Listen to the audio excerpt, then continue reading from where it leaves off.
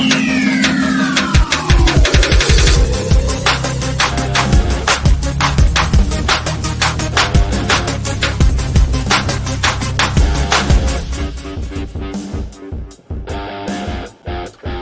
right, welcome to the Krueg Show, everybody. Friday night after Warrior basketball. Warriors, man, I did not think the Warriors at halftime were going to get this one. I was tempted to bet Cleveland tonight, but I said, I can't bet against the Warriors. I cannot bet against the Warriors. Warriors were a 3-point favorite tonight against the Cavs. And, Rye, we had talked about it. Maybe, bet the Warriors in the first quarter, bet first and third. Yeah, bet the Warriors in the first and third quarter, bet the opposition in the second and fourth quarter. Welcome in Ryan Smith up top, Frank Red on the bottom. Guys, good to see you. Dan Coccimilgio will be joining us in a little bit. I think BayareaBaller is going to stop by tonight as well. We gave Cy the invite, but I think Cy may join us, but if he does, it'll be much later on. Yeah, he's gonna. If I was Cy, I'd do probably an emergency podcast. Just how cool that win was. Well, he's frustrated with Kerr. It's funny. Cy is frustrated with Kerr and how Kerr's rotations have gone in the early going. What'd you think of the game tonight, guys? Oh, by the way, Lakers. Kings with a 1-point lead on the Lakers with 2 minutes and 12 seconds to play at Staples tonight. So Mike Brown and the Kings. It's now 114-113 Lakers with 139 to play. So we'll watch the end of that one come in. No, he's not playing tonight. Not playing. No. So what do you guys think? I mean, Warriors, it didn't look like they were gonna win this game. And then suddenly, Curry just said, you know what, guys, jump aboard my shoulders. I thought Draymond Green played an incredible basketball game. 2 points, but 10 rebounds, 13 assists. And I thought he found Klay, which is a perfect pass on a cross-court 3-point attempt. Klay had a nightmarish night, 3 of 13, 2 of 7 from beyond the arc. But 40 for Curry, 20 for Wiggins. Warriors bench had a big night as Poole had 18. He had his best game in a while. 10 for Anthony Lamb off the bench. And Golden State, outscored Cleveland's bench. Was it 28-13, something like that? And the Warriors get the win over a Cavs team that played Wednesday night against Sacramento. And I think this is one of the up-and-coming teams. In fact, I actually said at the beginning of the year, I think the Cavs are my sleeper team in the East for the finals. And they look good tonight, but not enough to get it done against Golden State the way Curry is playing. What do you guys think of the game? I guess I'll go first. I mean, that was just so cool. That Steph game, it just seemed like those calls, I don't like to be the big referee guy because everybody's going to do it. And I really held off on tweeting about the refereeing. I finally had to say, I tweeted something out at the end. I think after Steph went up for a layup, missed it, probably could have been a foul call. Same thing with Looney. And that was just a wildly officiated game. It felt just absolutely bizarre. And it was so, it seemed like such a bummer because it was like, okay, the Warriors defense is finally starting to show itself. And I was just like, no, we're going to have to do a post game on this super bummer, Warriors game and talk about their problems. I just got to, there's a lot of more interesting stuff, but Steph, man, I don't think he's in terms of the mentals and the physical, I don't think he's ever played this well, at least since 2016. And he has this little bit of extra FU to him. I feel like he's had since the game 4 of the finals. I kind of feel like in a way that was like Draymond, he got benched, I think, in that one. And he was taking heat from the Celtics crowd. And I think that ever since then, Curry was like, you know what, I'm going to take the heat off Dre by just being super demonstrative and kind of have this FU edge. And I feel like he's carried that into this year, especially with the weirdness of the Draymond Poole stuff starting at the beginning of the season. He just looks like he's unstoppable. It's so cool. And I mean, it was a big reminder of, what, the 2 timelines thing is cool. But you gotta keep, bringing in reinforcements when you got 30 playing like this. Yeah. I mean, that really is, and we welcome in Dan Coccimilgio on the bottom of the screen. Now we welcome in Baller, who joins us as well.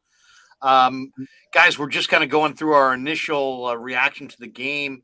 Warriors get the win, 106-101, 40 for Steph. Warriors win the third quarter by 12, 32-24, or I should say by 8, 32-24. Draymond Green, 13 assists. Golden State was plus 21 at the 3-point line. And on a night where Klay Thompson really struggled, I thought he came up with the biggest defensive sequence of the night against Donovan Mitchell, where he just got up on him and just snuffed him out. And Donovan Mitchell's 6'3" and change, and Klay Thompson's 6'7" and change. I thought that was a huge sequence when Mitchell, missed that late perimeter shot. Frank, before we go to Bay Area Baller and get his thoughts, give me your rundown. What'd you think? I think as a coach, this is a game that I'm sure Kerr and his staff, before they cut the lights out, they'll pray, to God or whomever their higher power is and go, wow, thank you. JB Bickerstaff lost this game 19 times. And this was not one of Coach Kerr's best efforts, as far as I'm concerned, because he had his players out there giving everything that they had. This was a playoff type performance by the Warriors. And I mean, instinctively as a player, you're looking on the bench and you see a 7'1" guy who's not getting in the game. When you got 6'7" guys fouling, guys in foul trouble. And the big question is why? My deal is this. If you're that pissed off with Wiseman, and I'm not in practice, if he's not hustling, if he's pouting like a non-professional, I get it. But at some point, you got to make a decision. Do we want this guy in our program or do we want to trade him? Because I'm concerned about one of the veteran players actually getting hurt because they're playing too much. I mean, we've seen Steph do miraculous things in the past, and it's fun to watch, but it could all go dark in a second. Seriously. Something happens. So I'm going to leave it at that. I can talk forever, but that's just my observation. It was a great game for the fans. I'm happy they won. But I see some stuff on the periphery that I don't like. Jordan Poole, I love the synergy between him and Draymond tonight. I can agree with a lot of that assessment, what you said there, Frank. But I also think Kerr's looking at, I got to win. I got to get a winning streak going. I can't be going, 4 or 5 more games under 500. I got to take these home games, these winnable games, and make sure we win. And I think the time is coming for Wiseman. I think Kuminga's time is coming. They're going to get more minutes. I think Jermichael Green will get back into the rotation. I think he's just trying to get these guys out of a funk at this point and get on a little bit of a roll, so to say. But I do see what you're saying about running him into the ground. But Curry had some foul trouble tonight and didn't play a lot in the first half, so he only ended up with 34 minutes.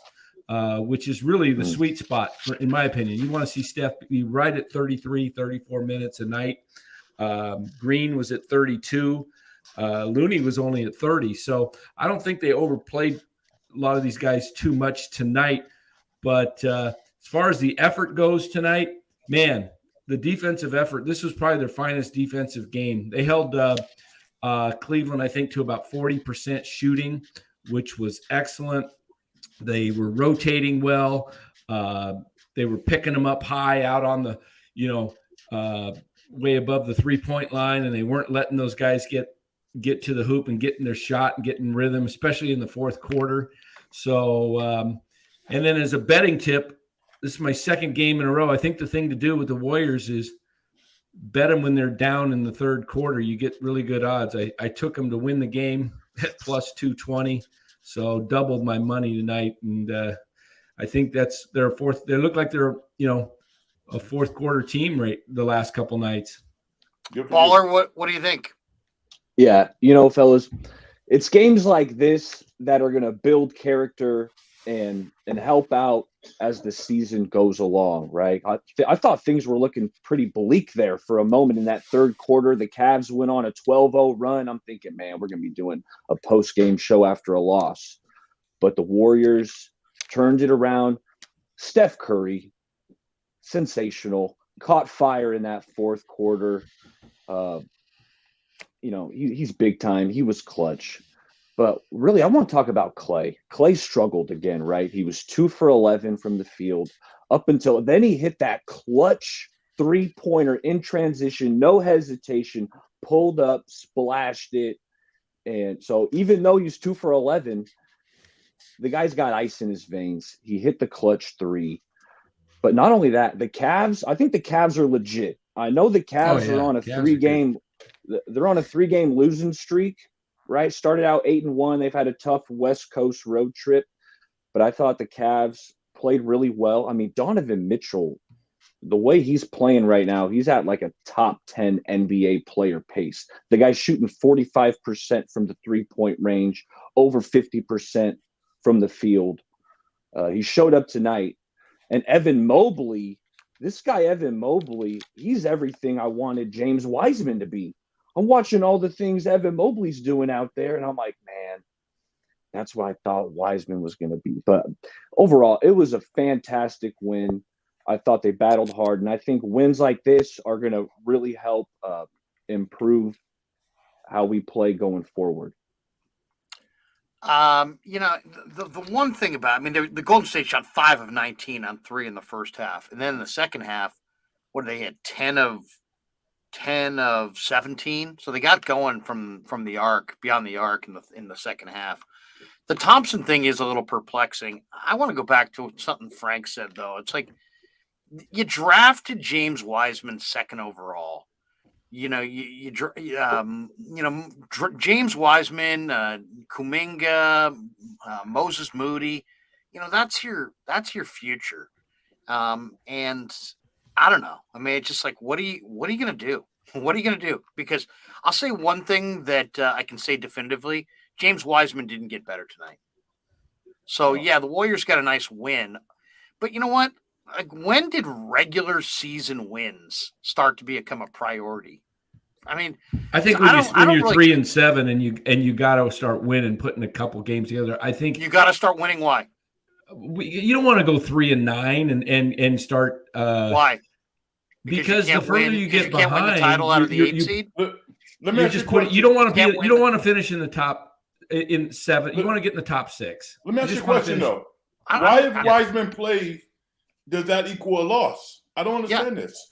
Yeah, and then the other thing is when you're going up against a team that has Jared Allen and Evan. Yeah, I understand that completely. They have 2 huge guys up front, and if James Wiseman can't play in this game, guys, what game can he play in? What matchup is advantageous for Wiseman? Or is it just like, hey, you know what? Just sit there and wait and keep practicing. But I don't subscribe to the theory that you give minutes away. I get it. It's pro sports. You earn your minutes. But at the same time, how is he going to get better? How's Kuminga getting better? How's Moody getting better? Because right now, what you have are 3 assets that are not worth what you paid for them. Like it would be like if they bought 3 new cars and then parked them in a lot somewhere, and then just said, "Hey, you want to, we'll drive them on Sundays every 4th Sunday," or I take that car to Tahoe, when I go to Tahoe twice a year. Okay, but how are you going to improve either your team or their value if they're sitting on the bench? DNP coach's decision. I don't get it. I'm glad the Warriors got the win, and I guess they needed it, which I think is just total crap, because I don't think it matters. I don't think it matters if Golden State's the 1 seed, the 2 seed, the 3 seed, the 4 seed, or any of the other seeds. I just don't think you want to go into the 7 through 10, because anything can happen in a one game. The cutoff is 4.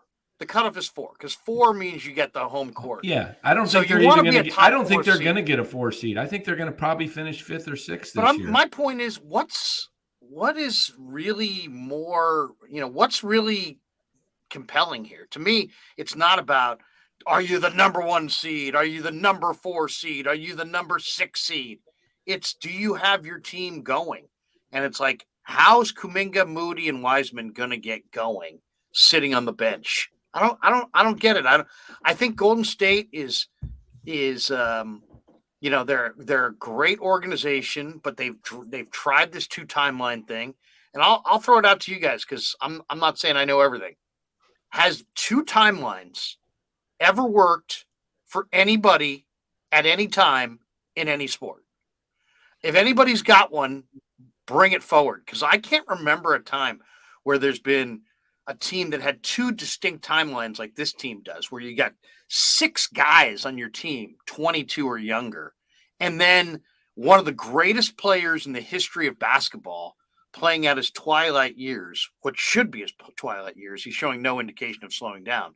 But on paper, they should be his twilight years. And same for Green, same for Thompson. And they're doing it on a roster with 6 guys who are 22 or younger. I'm just kind of wondering if the 2 timeline thing ever has been done before. And don't say last year, because last year really, the young guys were on a no timeline. They didn't play at all. It was Bielitsa and Payton and Porter. And so those guys were like, they were like basically this year's version of Rollins and Baldwin. They were just at the end of the bench and, maybe a little bit here and there. But I'm just kind of wondering, what's the answer? I mean, we all scoffed at Danny 3 weeks ago when he said, maybe Kuminga and Wiseman and, Poole and not Poole, but Kuminga and Wiseman and Moody and some of these real young guys, Rollins and Baldwin, maybe are going to get lots of run in the G League. And we're all like, come on. At this point, how do the young players on this team improve their game without playing in the G League? If I was one of the players who was 22 and under, not in Kerr's rotation, I would be begging to go to the G League. If Bob Myers called me and said, hey, Krug, what do you think we should do? This is what I would do. And I said this to Rye the other day, driving back from Santa Clara. Put Kuminga and Wiseman in the G League, give them regular run, let them start piling up crazy double-double numbers. And then after they've done it 5, 6, 7, 8 games in a row, and they're just locked in and feeling not like Cyrus Satz is locked in. That's locked on. But they're locked in. That's when I would promote them and then give them some minutes immediately upon their reintroduction to the roster. And let's see if they can do it. I think that's the best game plan than just sitting there, high-fiving Steph between timeouts and, looking around this opulent arena. I don't get it. I don't get how those guys ever get better. What do you guys think? Well, I think, do you guys like the G League idea of put Wiseman, put Kuminga, maybe even Moody from time to time? Get those guys, definitely Baldwin, definitely Rollins. Oh yeah, those guys are down there playing. Get your Wiseman and Kuminga guys in the G League and let them pile up some crazy looking stat lines. Against Cedar Rapids, and then let's take a look at them. Yeah, I think that was what I was trying to say a few weeks ago. Was not that they're getting demoted; they just need reps. They're going to need to keep game shape, because when you're sitting on the bench versus playing the game, when you get inserted into a game, it's too fast for you because you're not used to getting out there and playing. You gotta play a little bit, and you got to get in some rhythm. Actually, you know what? That's partly true, but not really. I mean, if you're coaching your players, professionals, college, high-level high school players, you create game situations in practice. So if Wiseman, I know it's not the game, but if Wiseman, Moody, Kuminga, all of those guys are playing at maximum intensity in practice, then you're not even aware of what's taking place in the game. You're just out there playing. If they're trying to protect those guys because something is not happening in practice, I get it. The whole, we're going to keep it inside, that type of stuff. But the reality is, Wiseman's making $9 million a year. He's a number 2 pick. The conversation is you have a better chance of winning with Lamb, the two-way guy, as opposed to playing Wiseman. Totally disagree with that. The Warriors won this game because of Steph Curry, and Cleveland lost. It was not something they did miraculous to win this game. Show me that the guy sucks, because I don't believe it. Put him out on the I think court. Wiseman's got a lot of potential, and I just think maybe the flow of the game tonight. I mean, Lamb, when I saw him when it was in there, he hit a couple of key shots. He seemed to be able to move the ball. They were spreading the floor. I think Wiseman, kind of slows the offense down. They kind of go more into a set offense a lot more, but when I played my senior year in high school, I did not start, and what? I find that very hard to believe. we were a pretty good team. The Warriors' offense was terrible tonight. Okay, Yeah. it was. They could have used a Dan Coach Milio off the bench. My point is, maybe with some goggles. When I got into the game at times, because I felt like we were 10 deep team, and our coach only played 5. 6 guys, and it was ridiculous. We used to beat the first team in practice because if you had said anything under 5, I would have questioned it. No, he played 6. It was crazy. Played 6. But whenever we did get into the game, it was kind of like sometimes you felt like you pressed because you're like, crap, one mistake and I'm out. And I feel like that's kind of what maybe Wiseman, feeling. When he gets out there, he's not relaxed and just playing the game. He's like thinking too much instead of just playing. Well, what's the solution? What is the solution? Because he's too valuable to just be DNP coach's decision night after night after night. What are they, 5-7, right? They got 70 games left. So it's it's a long season. I get it. I understand. And I think he's going to get time. I really do. I think he'll get time. But as Kerr said a couple weeks ago about Kuminga, he said that this is a championship team. People are gunning after us, and it's going to be tough to find minutes to get into the rotation, and you're going to have to earn those minutes. Well, maybe I guess my point is this, is that I think we all expected, there to be some slippage, let's say, in the veteran crew, right? But what we've gotten this year is really pretty interesting. I think you got Draymond in terrific condition, playing really at a high level. You've got Thompson, who somebody in the chat said his shot is flat. I agree. Yeah, it's been flat. In fact, here it is. Mark Graves. His most of Klay's shots are flat. He's hitting the front rim. His shots are a little flat, and he may have lost a little bit of explosion in his legs that he's expecting that he's getting, push on his shots that he hasn't made the adjustment yet. And he was a turnstile on defense versus Mitchell all night, except for that last sequence. But yeah, you're right. So it's like he's got clear regression. But then you got Curry, who's playing at such a high level that it's like, are you really going to go with this 2-time? To me, Steph's play kind of is forcing me to reassess the 2-time line thing because he's so still on top of his game.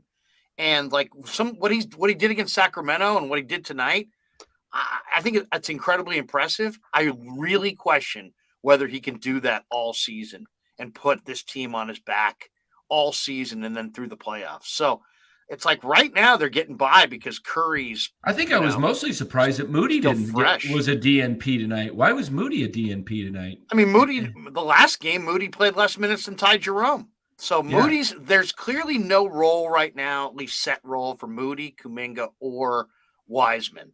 So what do? BayareaBaller, you're a hardcore observer of this stuff. Yeah. Has Steph's play changed your view of the 2-timeline approach? Do they need to scrap the 2-timeline approach because Steph is so good and still operating at such a high level and he can win a title if they can surround him with the right guys?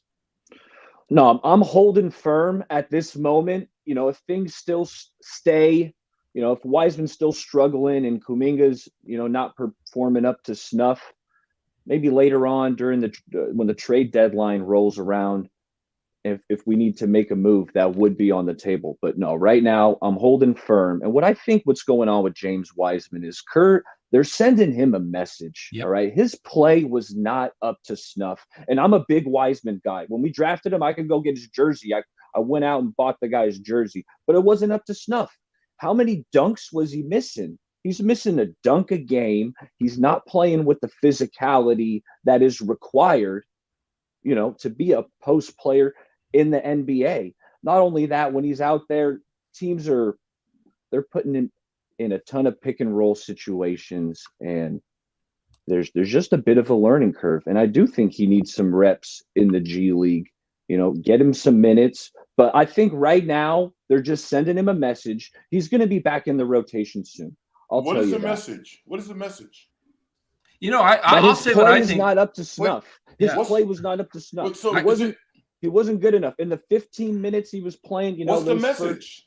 What's the message that's in it? That he wasn't playing good enough. He's got to figure it out. He's got to play better. Frank, I get what he's saying, sort of, in that I feel like what's happening, and Draymond talked about them actually not getting to practice really at all between Monday and Friday, is I think Kerr is going a little old school coach here and saying, you know what, Kuminga, Wiseman, Moody, you guys got to earn it in practice. I need to see you guys start dominating, looking like you're playing. Because I was originally on team go to the G League too with Dan. But now, what would happen? You put Kuminga down there. Kuminga, if he has all that freedom, he's just going to play like he usually does in those situations, just dominate the ball. And Wiseman, it just isn't going to be apples to apples. So. I kind of think that the message, because I was thinking of this as Eric was talking, is as a player and kind of knowing what go through coaches' minds, having my brother coach for 30 plus years. Sometimes a coach will just send a message to show that this is what it looks like sitting on the bench. Watch these guys duke it out. It's going to be a battle.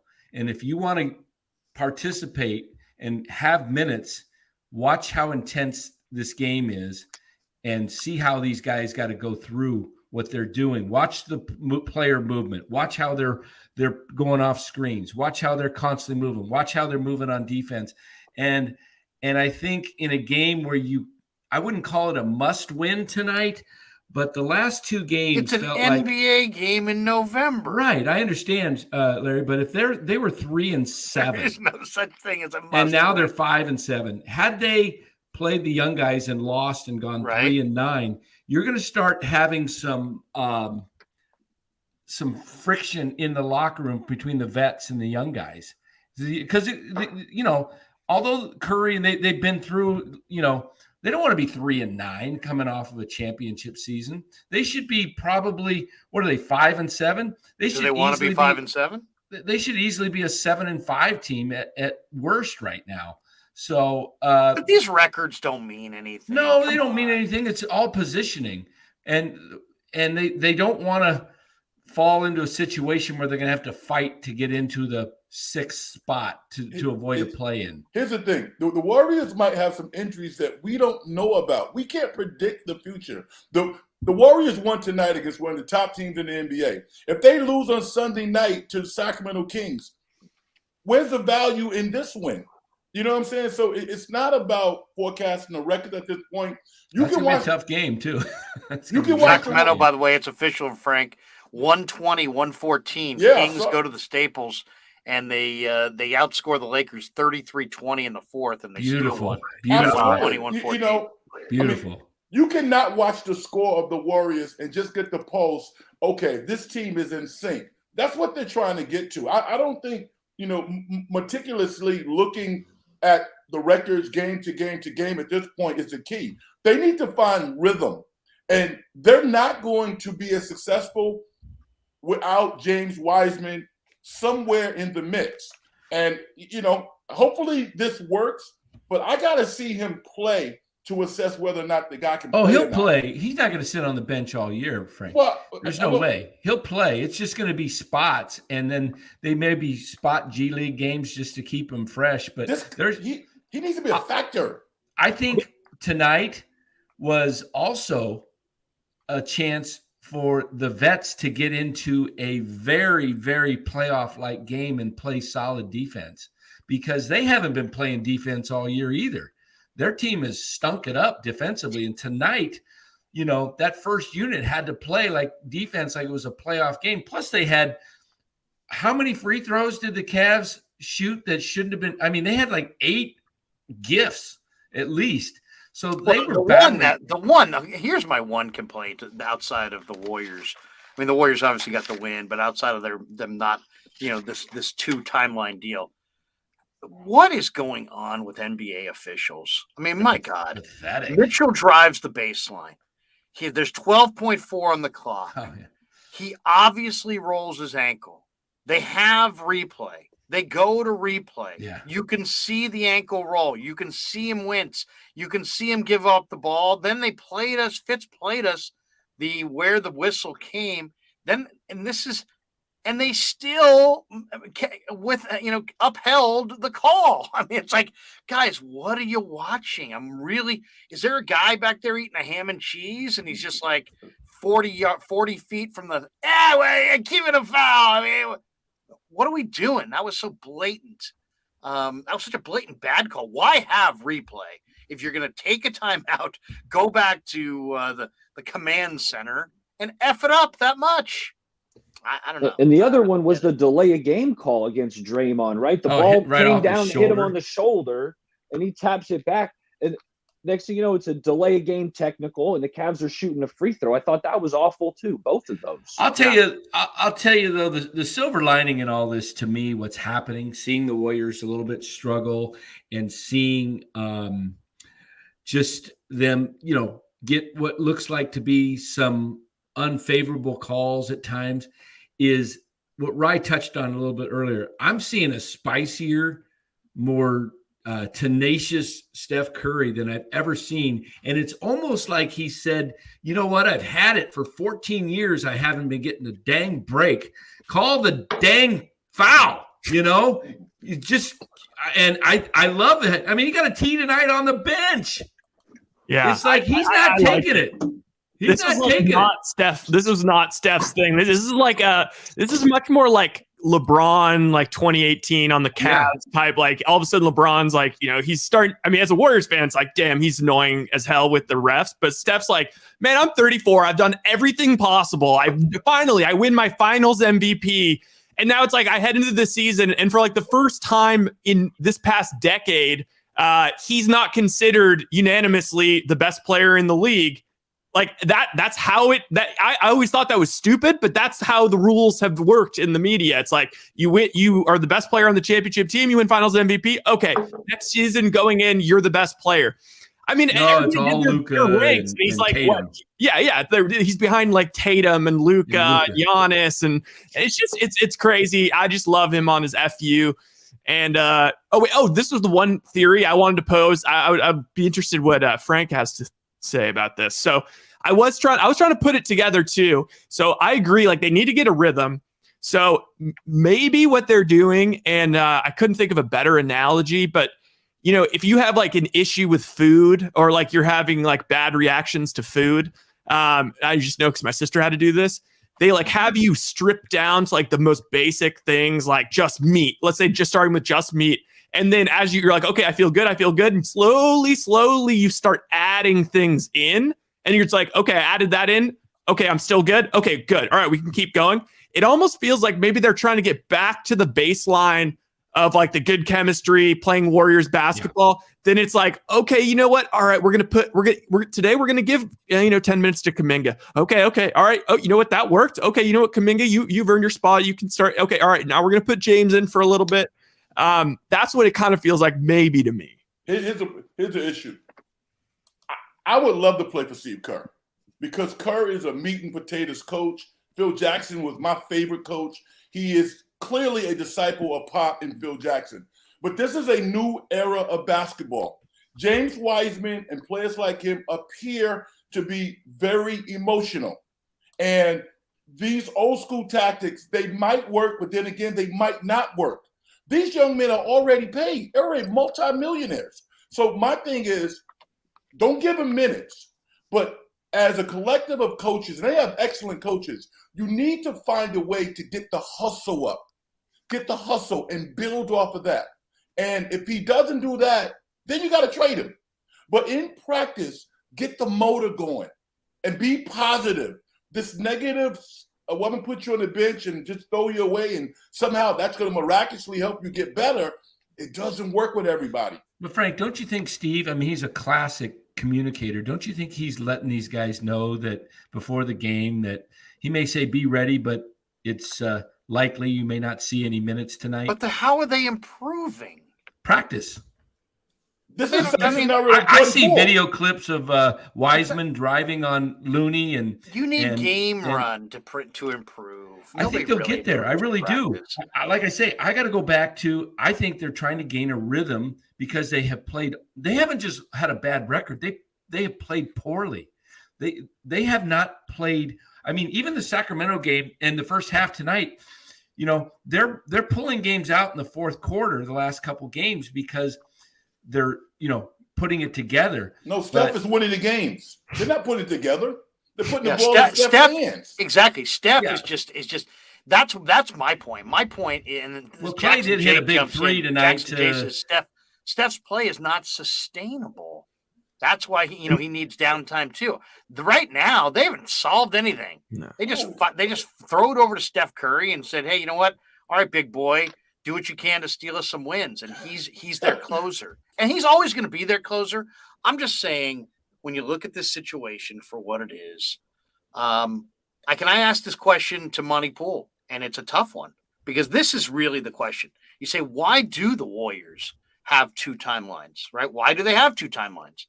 They have two timelines partially. Why did they embrace two timelines instead of trading, Kuminga or Wiseman for guys that are ready to help right now? Because the arena is opulent and it's incredibly expensive. And so Joe Lacobb's business side is on this shoulder saying, Joe, you have a whole nother tier of young guys. If you want people to pay, for $52 for three tall boys at a game, you better have a representative product after Green and Klay and Steph are done. So on one hand, I think he's thinking of the two timelines and he's licking his chops going, man, this is going to keep people coming through the turnstiles for years on end. And it's going to extend our championship window and create this relevance that's beyond the career arcs of Green and Klay and Steph. I get that. But then there's the other side of the thing, which is what if trying to go with this two timeline thing prevents you from winning a title that you should have won this year because you've got Steph Curry, one of the all-time greats, and you've got three really valuable assets just kind of clogging up your bench, playing inefficient ball, not really contributing to a championship direction. All I'm saying is that's to me the dilemma. It's like, if you're Joe, would you rather have, if you couldn't have both, would you rather have one more ring for this group or 10 years of sellouts in your opulent arena? And when I threw it to Monty Poole, he's like, whoa, I hadn't really thought of it that way, but it's a good way to frame it because that is the business side versus the basketball side. So I'll throw it to you guys because I think you guys are all pretty analytical, pretty intelligent. I'll tell you what I think they're going to do. But before, would you rather have 10 years of a championship window open and relevancy for all those years and people coming through the turnstiles in a packed arena for 10 years? Or if you could only have one, would you rather have that or would you rather have another ring? Am I the owner or am I a fan? You're the owner.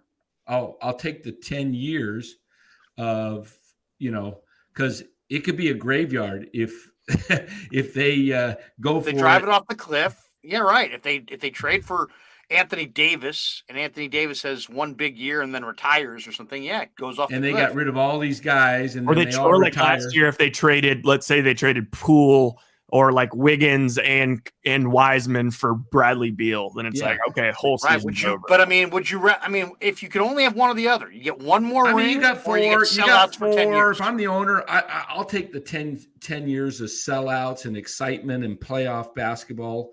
Even if you get no titles. Yeah, no more titles versus only one. Yeah, because I think I don't know if those things are mutually exclusive though. Yeah, and I don't think so. I think they can do both. I really do, and here's why. But in this scenario, you get one or the other. Here's why I think they can win this year. I think what's going to happen is that's not the question he's after. He's saying if you could have one or the other, you'd say one or the other. You're going 10 years. So let me get BayareaBaller in here, and then we'll. Yeah, I mean, if you're telling me 10 years, no championship or a championship, I'm taking the championship. Right. I mean, even over the 10 years of sellouts and competing for a championship versus 5 years of empty arena and no excitement. listen, the You're about the Warriors fan Tigers. base is so strong. There will never be empty arenas. Not for the next decade, not for the next 20 years. I mean, people were showing up to Oracle Arena and the Warriors were terrible. So that's not something I'm concerned about. This fan base is strong. But yeah, one or the other, give me the championship. I don't care about 10 years if I'm not winning a title. That's what it's all about. Yeah. Frank, what do you think? You want the 10 years or you want the title? No, we got to go for it every year. And I'm with BayareaBaller. I mean, the Warriors have one of the top 5, if not number 1, fan bases in the NBA. I'm a New York Knicks fan. The Knicks have been terrible since the 90s, and people still show up. Now, what they might have to do is lower the ticket prices, but this is sustainable. I don't think they have to worry about people showing up. Go for the chip, but develop the players. But over the course of 10 years, we're going for the championship every year because you can't predict the future. Danny, go back to you for a second. Danny, go ahead. You want to? Yeah, my point is I think what they're doing right now is achievable to go with the 2 timeline, and they may have to make a trade without getting rid of completely the second timeline, maybe a piece or 2 of it to acquire a veteran that will fit into the rotation and what they're doing this year. But I don't see them blowing it up. I don't see Wiseman. I think your most tradable asset of the 3 between Wiseman, Kuminga, and Moody is it's a toss-up between Kuminga and Wiseman. But I think those it's definitely Wiseman. I think it's Wiseman. Yeah, it's Wiseman. You think Wiseman's just because of the injury history? Oh, yeah. You think? Well, no, I think it's Wiseman because of just the 7'1", 255. Yeah. So he's more of the asset. You're saying? I think more he's of the most valuable asset. A better asset than. Yeah. He's a second. Okay, I mean, like I say, I think it's a toss-up just because some people out there believe that have made comments. An NBA scout made a comment last week that Wiseman's terrible. So I don't know what the league. I think the league-wide look at him and the media-wide nationally is that he's like not good. Like all the redraftings of that class I've ever seen, even by smart people like Zach Lowe, have him at 16, 17. And yeah, so if that's the perception out there, maybe you don't get as much. I don't know, but I do believe they will probably hang on to the majority of the pieces they have. They may try and package something different. They may try and package guys they drafted this year, Baldwin and Rollins, and maybe one of the vets that's getting paid well and bring in a real bona fide guy. I don't know. I don't think they want to mess too much though. I don't think they're going to mess though with the core guys that are playing, just because you need those guys in the rotation. Okay, well, let's talk about this for a second. I think they're one piece. Let's talk about this for a second. James Wiseman, if what Rye said is right, that there are people around the league that already think that James Wiseman is a bust, let's examine that for a second. And even if they secretly don't think that, that's how they're going to negotiate, because that's the way people think about him. Okay, so he's played. We're talking about a 21-year-old, 7 foot, 260 pound athlete who played 3 games in college. Has played 49 games spread over 3 seasons in the NBA. It's like trying to assess Trey Lance's trade value right now. Like, how can you even do that? I'll say this, and I threw this out to a buddy of mine the other day. We were talking about this. The question I threw him was, who would you be more afraid to trade? James Wiseman or Trey Lance? And you know what? It's a tough call. It's a tough call. If I throw that to you guys, what would you say? Who would you be more fearful to trade? Because I mean, both of them you're not going to get fair value right now, potentially. Or if, as Rye said, if what NBA people are saying that James Wiseman is a bust, and what the Michael Lombardis have basically said about Trey Lance, like he can't play, he just can't do it. If you really think those guys are that deficient, then even trading him now at a lesser, value than they had on draft day is still worlds better value than what they're eventually going to have if those guys are right? If James Wiseman really is a total bust, I mean, who has been a big man who's had this level of athleticism, who not because of physical maladies was a bust? And would you say Andrew Bynum? Or, I mean, who's a James Wiseman kind of guy who was a bust, but it wasn't because of physical? Like Greg Oden had the microfracture in the knee, right? So everybody says Oden, but Oden had physical issues. I mean, what about Hassan Whiteside? Hassan Whiteside started out slow in Sacramento. No, Whiteside was a second round. Whiteside was a second round pick. Yeah, I mean, I don't think, was he? Yeah, by the Kings. He's a second round pick. Okay. I mean, there actually hasn't been a guy like Wiseman yet, who has not done well because of injury. Wiseman, and listen, if you pick the phone up and you call the Chicago Bulls, right, and you say, "Hey, what do you think about Wiseman? We want him." You call Indiana, we want him. I can name multiple teams that would give you a mid-level first-round pick, a lower first round for this guy right now if you think he's a bust. This guy's not a bust. I don't think he is either, Frank, and I think he's got a lot of potential. And we're talking about injuries. Wiseman has kind of had some bad luck injuries. I mean, he's barely been able to get on the floor.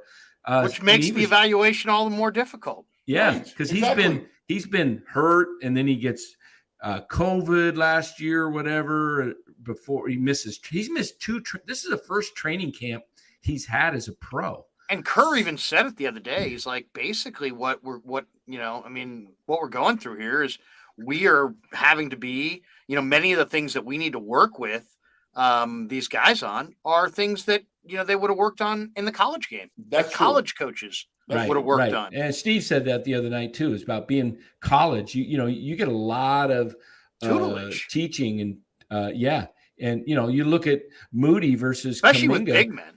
I mean, Moody had Eric Musselman down there at Arkansas, one of the better coaches in basketball, and Moody like a year, and it's that much of a difference. But even 1 year, though, he still looks like look at the difference. Who's a young big man? Who's a young big man who was a bust? Came into the league and was raw, and is now no longer raw and doing it? I was going to answer your question. Who was say for him that the reason, if you ask me why is Wiseman perceived as a bust right now, I'd say number one, and then there's like a Grand Canyon is number one is just health. Like he just hasn't played at all. He hasn't played. It's a rare circumstance where you get drafted at that. This is another reason why we can't think of anybody is like there's not that many teams that are picking 2 overall that draft, some guy with crazy potential, and then they're also competing for championships. So it's a little. I mean, it's the same as Trey Lance, really. Yeah. Can you guys think of a big though in the league that came in with a lot of athleticism? We kind of thought, this guy isn't going to do it, and now he's developed. I mean, would you put Clint Capella? Robert Williams, I think, is probably the Boston Celtics. He came in, and he was a late, I think he drafted 28 or 29, something like that. And people thought coming out of Texas A&M, he was not going to be that good. And over a 3-4 year period, the Boston Celtics developed him, and now he's probably like a top 12 center in the NBA if he's healthy. So he's the guy that I look at like a Wiseman who methodically has gotten better over time, and now he's a legit player. I think Wiseman kind of fits in that particular would you – I mean, here's the question. Would you sell short on Wiseman to get somebody who's ready to contribute right now? Like let's say the Knicks – not right now. Let's say the Knicks called you and said, hey, you know what? We'll take James Wiseman and Kuminga off your hand.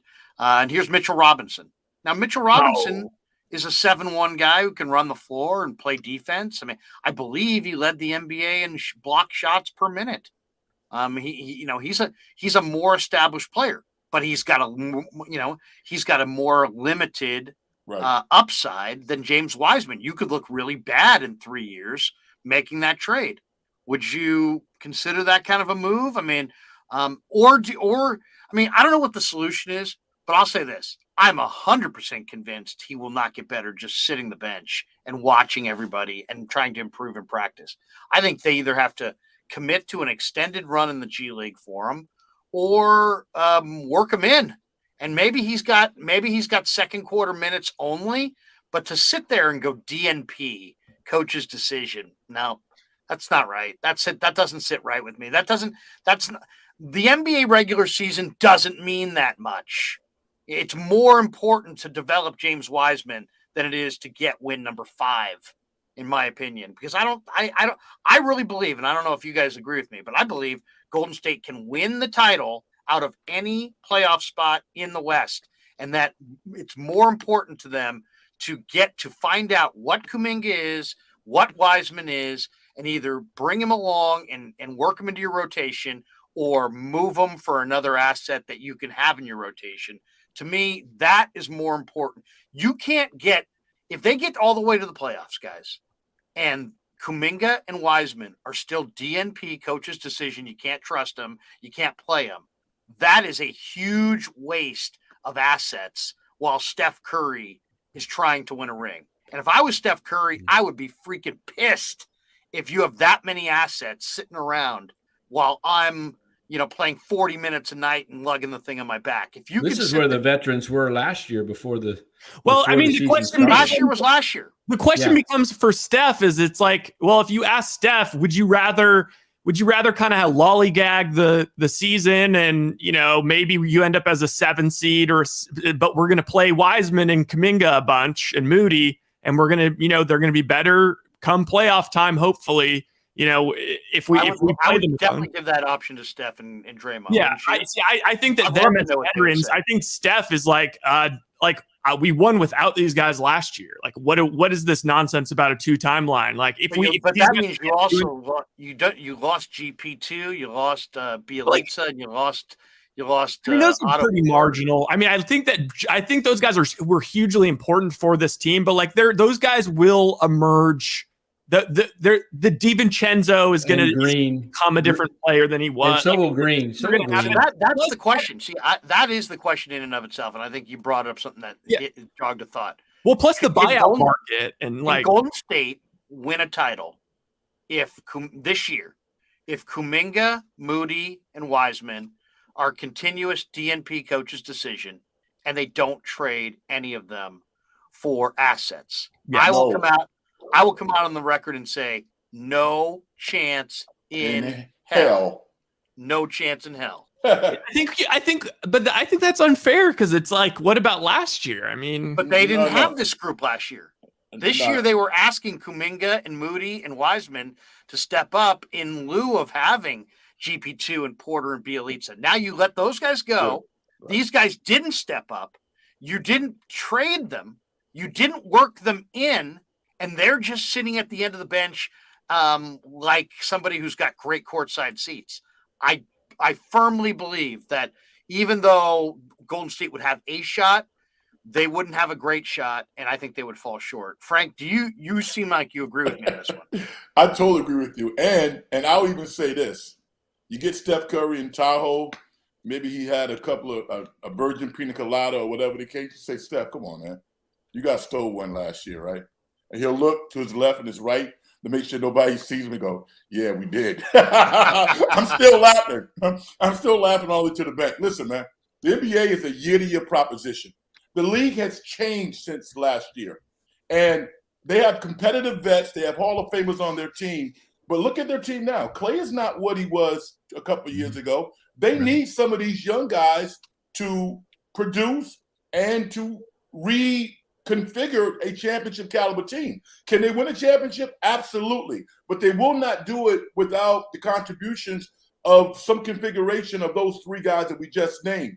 Tonight was encouraging because for the first time, Jordan Poole resembled the Jordan Poole that we all admired last year. And that was a good sign. We'll see what happens on Sunday night. But there's no way this team can get it done without some type of contributions from these 3 young guys. At least one or two of them. Yeah, I think like one of them. I guess My thinking on it is like, it's just, I'm not too worried about it. Like, there's going to be a ton of guys at the buyout market that are going to be wanting to join this Warriors team. And then, you know what, if there's one of them that stands out as, you know, as opposed to the other two as like, you know, this guy's not going to help us in the playoffs, then yeah, trade him. Just trade him for somebody. Yeah, I do think Kuminga and Moody will give you, over the course of the next 70 games, some valuable minutes to extend the rotation, make it a deeper rotation, give these guys a rest. I do believe, had they been not started off so slowly and playing horrible defense, they're 5-7. Had they been 8-4 at this point, you know, or I think you would have already seen them playing. I think what you're seeing right now is they're trying to get some wins in the win column, even though it's still early, but these guys are going to be needed the next 70 games. There's no way that you can run these guys, Curry and Green and, Looney. You can't play them at this ferocious pace and these intense playoff-like finishes every night. They'll be toast when it comes to the playoffs. So the season's going to stretch out. They're going to get more minutes. I think Wiseman will get spot minutes at games, and he'll have some success. And as Rye said, kind of like he'll build on it. I don't think you're going to see him come in all of a sudden and play 30 minutes, you know, unless it's a back-to-back game and Looney's not available. But I don't think you're going to just say, okay, boom, he's in. You're going to see it grow a little bit and a little bit. And I wouldn't be surprised if that takes place in the next week or so.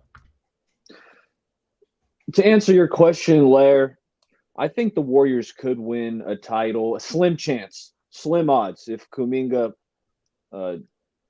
Moody and Wiseman were non-factors. Moody and Wiseman are not in the rotation. Although I have a feeling Moody and Kuminga are going to find themselves in the playoff rotation for sure. Wiseman has to prove it still. That's what they're making him do right now. But slim chances if those guys aren't playing. And I'm holding on to these guys. I'm not making any moves. You know, I'm staying firm right now. And but yeah, to answer your question, slim chances if those guys are out of the rotation. Hold on though. It's like Draymond is playing his ass off. And this is the same guy that you go, you know what? You're over the hill, Draymond. We don't even want to think about extending a contract to you. And he's going out there giving 100% effort and being a major factor in the game. How long is he going to tolerate that? Who said he's over the hill, though? That's been the narrative. I mean, I think he's playing his best basketball right now. It's unfair to say that that hasn't been the discourse. That's been the general discourse for sure. I think the general discourse has not been that his play is over the hill so much as his shtick is getting tired. No. He almost got benched in the finals last year. Well, yeah, I agree with that though. But I did say at the beginning of this year when he came out, to me, he looks like he's as fresh as he has been in the last 3 years. That wasn't a narrative though. That wasn't a narrative. The narrative was, we're not going to extend you because we think that you are at I think that's wise. He's still got this year. He's got an option next year. He doesn't have many places to go. So I think you can still get this year and next year out of Green. And I do think he will start to really fade at 34. No, but he's a human being, though. He's not a robot, all right? He's thinking about his future just like you're thinking about, just like the Warriors owners are thinking about their future. He's going out there and playing high-level basketball. And the narrative was, you're not playing at that high level. We have these young guys coming up that we think are going to exceed you. That's not happening now. I like that as an owner. Prove it. Prove it this year that you're going to be able to play the full year, 80-plus games plus another 20 in the playoffs, and then maybe we talk about a contract. Look at it from his perspective. He's playing at a very high level. Right, but he's motivated. He's motivated. He's playing for his career. All right. That's where you want Here is the deal on Green as far as, there was a point the other day. I think we had Tim Kawakami on, and Kawakami had sat down with Bob Myers, and I think Kawakami made the point that that James Wiseman may never be a significant player on a team that has Steph Curry and Draymond Green. And I thought to myself, wow, that's interesting. That's an interesting comment, almost as if somebody had said something to him like either those guys don't like him or don't feel like he's going to fit. The one thing that's the most discouraging thing to me and more about Wiseman is just that it's pretty clear from the body language and some of the things we've actually heard being yelled from the Warrior bench that they like don't believe in him. They don't believe that he's ready to go. I mean, he had a thing the other day. He set a pick and everybody's yelling dive, and you can hear it. Dive, dive, dive. He finally dove down, and then they threw him the ball, and he actually had a little baby hook, and it fell. But I mean, he doesn't have like natural, he doesn't have natural movement. So he needs some serious improvement. I'd be very, very fearful in trading him, but I'll say this, I'd be more fearful in going to the end of this season. If at what point you're going to have to make a decision at some point. Is it the trade deadline? Is it 20 games in? Is it 30 games in?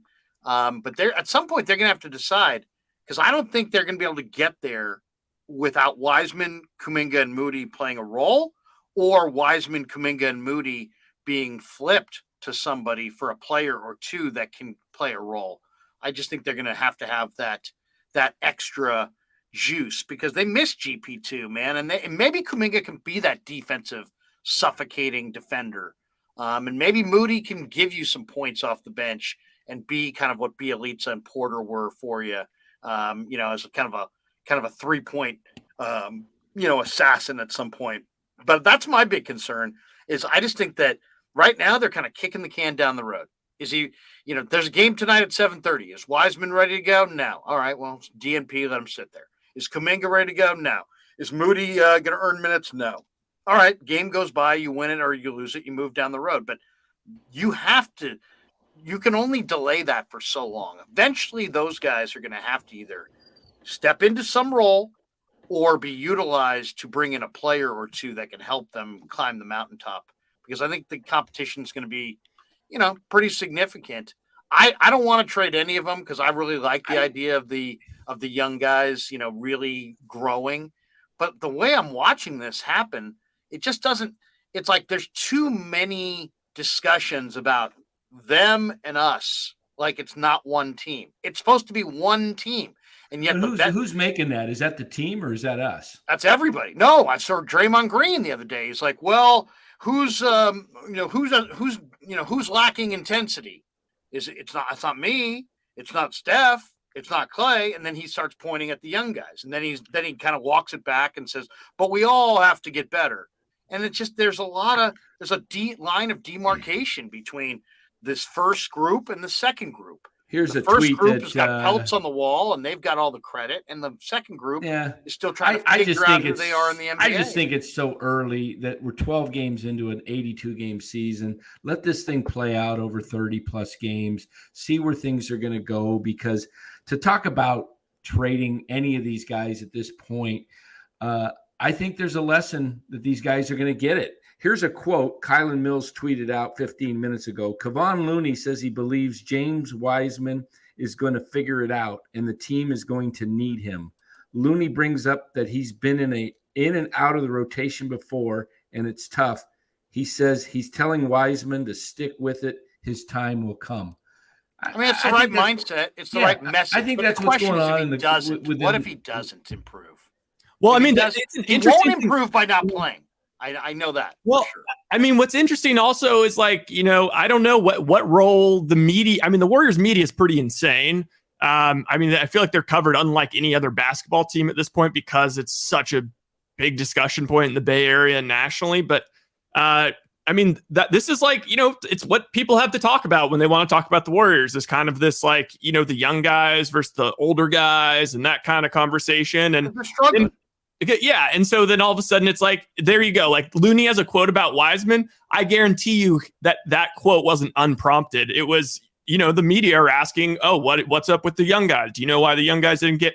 And it's like that at some point, even though the media isn't, the one controlling whatever's happening in the locker room, when they're forced to like, field those questions all day, and that's always the thing, and the narrative like nationally and locally, like of course that's going to affect the young guys at some point, and it's going to affect the team a little bit. So I don't really know. I mean, it's kind of like if the Niners won the Super Bowl this year with Jimmy G, like we'd all pretend like, okay, oh yeah, it's all good. Kyle's good. But then, if it's week 3 the following year and Trey Lance is 1-2, it's like all of a sudden the sky's going to be falling. Kyle's needs to be out. They need to improve. The Warriors need to improve somehow, some way. Kuminga, Moody, and Wiseman need to improve, or they're not going to play. Now, the question is, how do they improve? Do they improve in the G League? Do they improve by getting some run? Can they improve in the G League? Or and if you deem that they can't improve in the G League and that they're not good enough to get run, then they're not going to get better, and now you have depreciating assets on your roster. I mean, all Jordan I'm saying Poole is at some point they're going to have to get better. And they're going to have to get better. They have to show Kerr and show these players that they are going to get better. And when they get better, they're going to earn minutes. But if it doesn't happen in practice, I'm just saying that there is a cutoff, because this team's number one obligation is not to develop James Wiseman. The number one obligation is to win titles with Steph Curry. You have a championship team. You are the defending champions.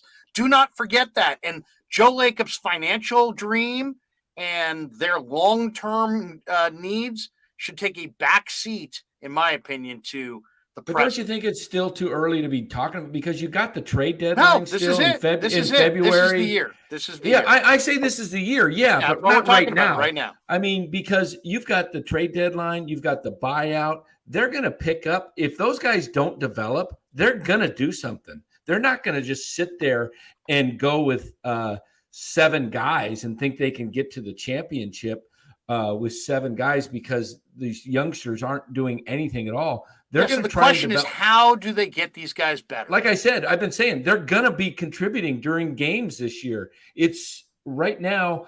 I mean, you look at practice, okay, and we say we can't. They got to play. Yes, they got to play. They got to get reps. But you can get better in practice. Last year, Banks. They don't even really practice. The starters don't practice at all.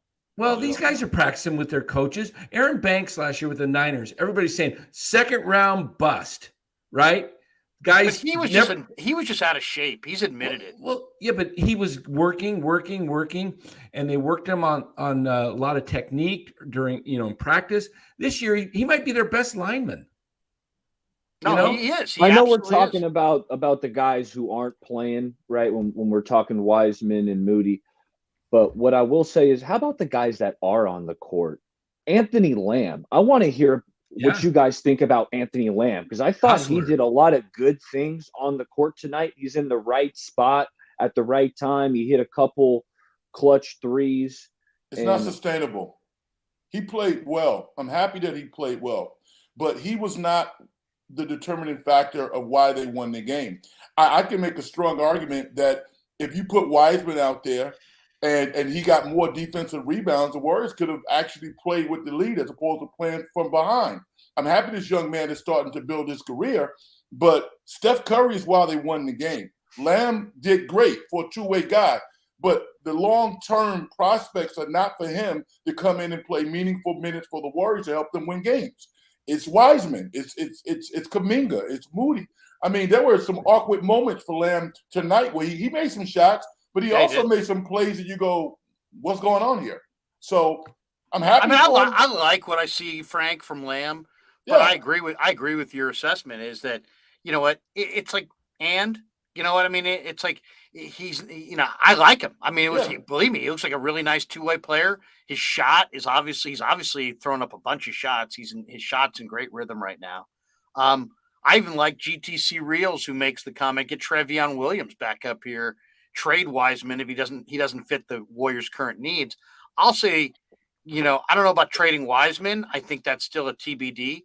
But Trevion Williams, I think, is very much a player that could help Golden State if Wiseman can't, you're talking about the buyout market. They don't need to go buyout market. They got him right here, this Trevion Williams. Williams is 6'10". He can really pass the rock on the perimeter, and he's got great instincts, and he rebounds. He had 18 rebounds in a game the other night. He can pile up big time assists on a team that has this many snipers.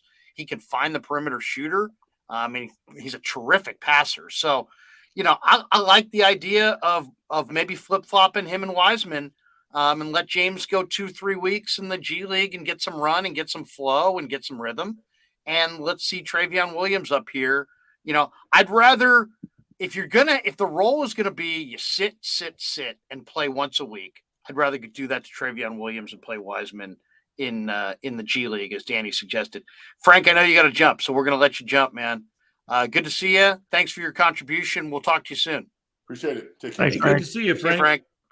Big Frank Red stopping by. Check out the dungeon. Frank is awesome. Frank We love Red. having Frank on.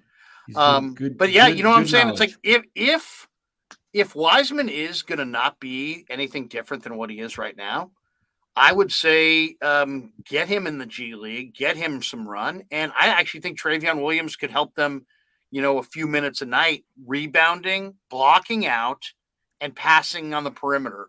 And I think he if they were forced to use him, they would discover these skills.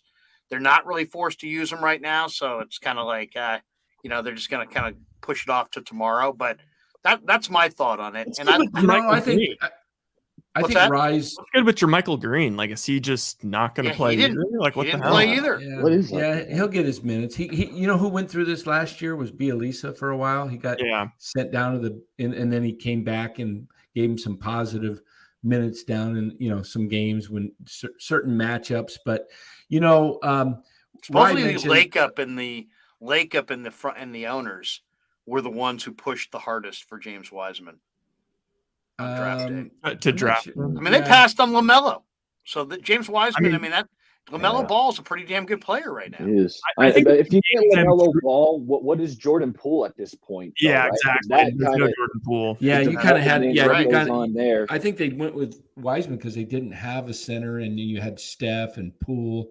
I think if you gave everyone truth serum, I think it would come out that they were planning on trading the pick for someone shocking like James Harden or something. Seriously, James Harden or Beal. And that Klay got hurt. As soon as Klay got hurt, it just nixed the whole thing.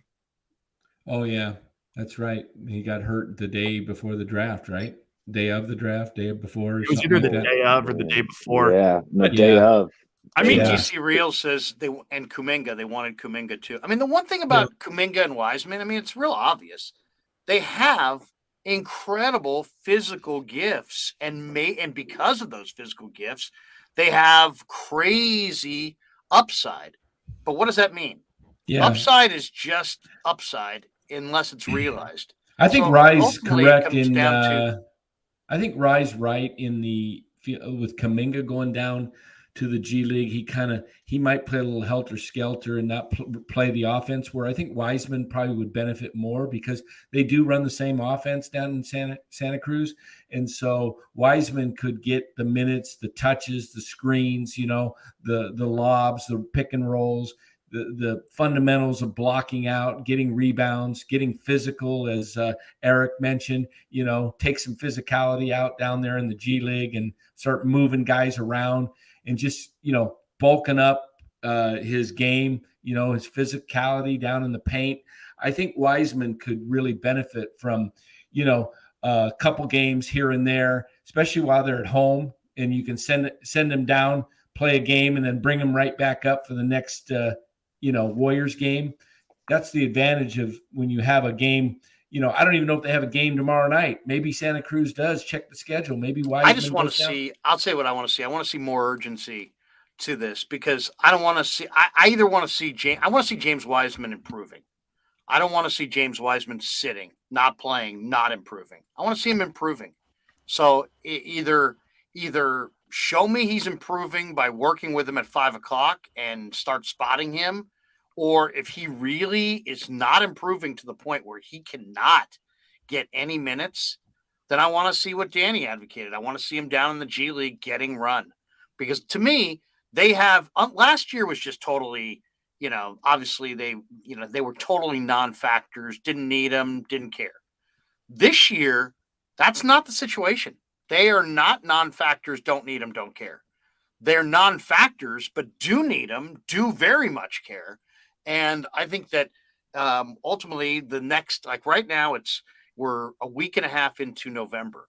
You got the rest of November, all of December, all of January, and the first week or so of February. You got 3+ months to go figure it out, and figure it out if these guys can play a role in your championship run, or if they can't, what can they fetch in a trade? And I think that the next 3 months, I just want to see some urgency with it. So either they play, or if they don't play, they really badly need to develop and practice and before games. And if they can't, then you got to listen. You got to listen to what other teams are offering you, because you can't, the way Steph's playing right now, guys, Steph is playing at such a high level that it would be negligence on Meyer's part if he could not turn these three guys into rotation players or somebody who could help in their rotation. I mean, you don't have to trade them all, but you cannot go 0 for 3, not have those guys in the rotation, and just say, well, we'll take our chances, and then fall short. I think you're going to run into there's just too much there's too much intensity surrounding the team. The fans are too dialed in. They would roast Myers if these guys are all out of the rotation all year and none of them get dealt. By the way, tonight they did have a game. Ryan Rollins scored 27 points. That's exactly what I'm talking about. It's like that kind of wide berth, and get James Wiseman on 5 or 6 games in a row where he's 27 and 10. Trevion Williams, 9 rebounds tonight, led the team in rebounds. You get James Wiseman on a real good run, and then call him up for a game when maybe Looney's got an injury, and then just throw him right out there with a lot of minutes and see what he looks like. That's what I would want to see. Okay, Jaguayo says most talented NBA ever. Dubs get the best from teams. I agree. The NBA is so deep right now. Even the teams we all thought were crap are playing well. And then Ashley brings up a good point.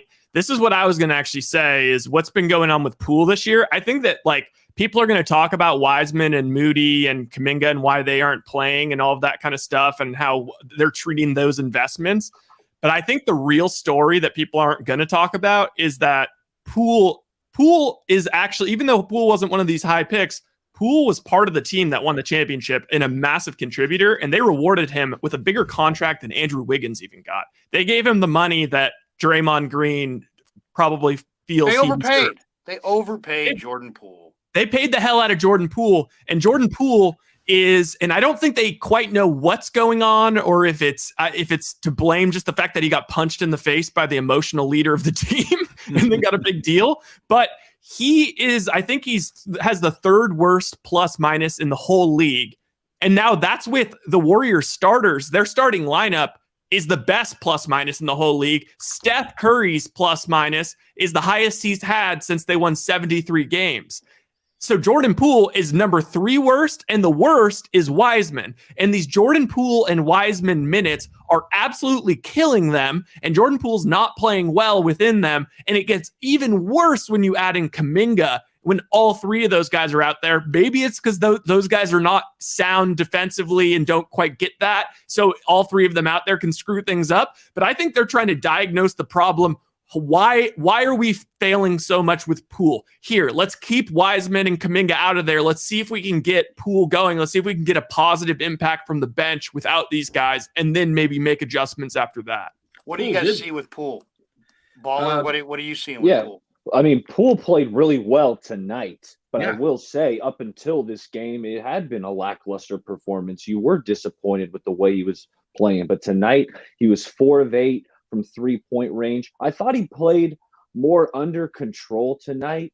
Poole, he plays with this kind of herky-jerky style, and it came back to bite him on that one play. He tried to do a spin move, and he elbowed Garland right in the face. Like sometimes he moves a little too fast, almost to a fault. But sometimes it's like, he's putting moves together, and you're like, whoa, right? Because he can shake a dude, step back, and it just looks sweet. But he plays with that herky-jerky style. I thought he played more under control tonight for the most part, and I think that's what he that's scored. He had 18 better, tonight. He was 6 of 13 from the field, like I said, 4 of 8 from 3. One of the concerns that seems to happen night after night, though, is The Warriors are getting outshot at the free throw line like 2-1, or sometimes even more than 2-1. Well, they're tonight. They're What was it? The other team.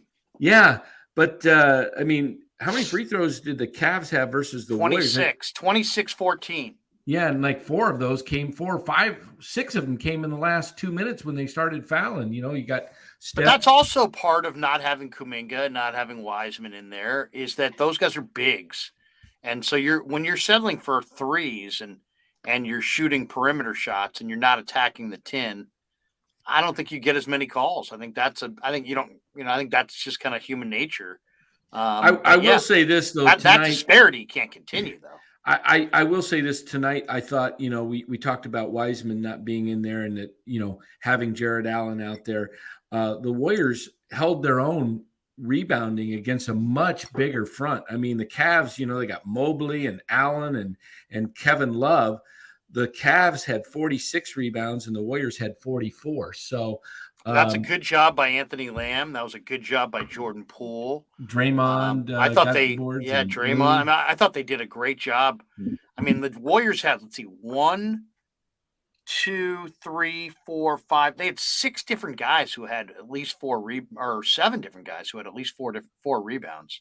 I think why Andrew Wiggins is averaging a career high 6 rebounds a game, and I don't think we've even touched on Wiggins at all. Wiggins is clearly the second best player on this team. Oh, yeah. I think that's unquestioned. Andrew Wiggins, we thought he had a career year last season. No, he's outperforming it by quite a margin. Field goal percentage is better. 3-point field goal percentage is better. The free throw percentage is better. He's averaging a career high 6 rebounds a game. Andrew Wiggins is playing spectacular. And you almost want him to be even more aggressive. Sometimes I'm saying, hey, kick it to Wiggins, get him the ball, because it feels like every shot he takes is just under control and sometimes you see Klay doing these twisting. Like when Klay came back from the Achilles, let me know if you guys see this. I feel like while he was injured, he was watching a lot of like Kobe Bryant highlight videos, and he like came back trying to do like these Kobe shots from the mid range, like twisting. Like Klay, I feel like Klay needs to kind of slow it down and take better shots, meaning like with less movement, less movement mid shot. Like just square yourself up. Yeah, I agree. The other thing I'd like to see from Klay is, you know, I'd like to see a few more shots inside the arc, you know, because especially early in games, because I think he is, you know, a pure shooter, but they're not really. I mean, 3 of 13 looks bad, but he was 2 of 7 on threes, and he just takes his 3-point shots a little flat. He's hitting the front rim pretty consistently, and then to me, the shot that I really like is I think you're bailing him out when you sprint out and close out on Klay Thompson at the 3-point line so fast that he no longer has the shot, and then he pounds 2 dribbles and takes 2 dribbles inside the 3-point line. That shot goes down. I mean, that shot is just down. So I just think he's always been a sniper, but now I think he's more of a 2-point sniper, and his 3-point shot looks a little.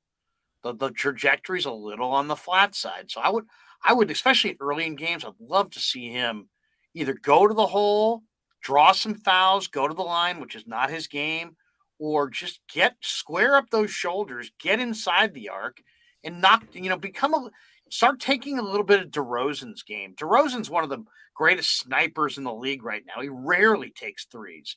He's always in the mid-range. He's always at the top of the key. He's always at the elbow. He squares the shoulders, and that shot's down. And Thompson could do that equally well, but he thinks of himself as a 3-point sniper. He's always had that range. He needs to get used to his new game. And I would love to see Klay become just a high percentage 2-point sniper. What do you guys think? I mean, am I the only one who sees that, or are you guys seeing that? It just seems like his 2-point attempts, he looks very pure. When you get the 3, it's like if he gets his legs into it, but if he doesn't, it hits the front rim every time. I think Klay, if he gets the pass, where he can just go up and shoot, and he's squared. His shoulders are squared. Like he hit the late three tonight in the fourth quarter. That was beautiful. It was just like it looked. That's his game. It was clutch. That was a huge shot. Yes, too. it That was a huge part huge. of the game. Yeah, because it brought him to within one, I think, or something like that. I'm coming in a little bit as not. I don't want to be perceived as like a Klay hater. I mean, he's the only jersey I have. I freaking love Klay, but Klay was pretty brutal tonight. He's been pretty brutal this season. Even he went to the one big three he hit tonight, but guess what? He went down the floor and then just let Donovan Mitchell waltz his way right to the rim. So the only reason why the starting lineup is able to be as successful as it is with him out there right now, because he's a turnstile on defense. He's not shooting well from three. He doesn't play make. He doesn't have like super cerebral, passing or any of that. How about that behind the back pass he threw? There was a sequence in that first half where it was just two atrocious turnovers. Kuminga threw a ball out of bounds, and then Klay just threw a behind the back pass to nobody. The only reason why he is able to work right now is because of people still honor, because it's Klay Thompson. They're like, he's going to figure it out. Klay Thompson sitting at the 3-point arc is going to draw attention. So he still is important. But if this keeps going, I mean, the word's going to get out. We don't have to guard Klay like that anymore. Like Klay, all of a sudden he becomes a guy where you have to start asking, do you put Poole in the starting lineup? I mean, he's averaging.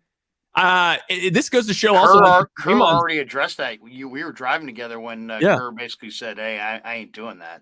Oh, he said that he won't move him to the bench. That he won't move Poole in for Klay. He's like, Klay's a starter, man. Klay's a starter. I think it means a ton to Klay, right?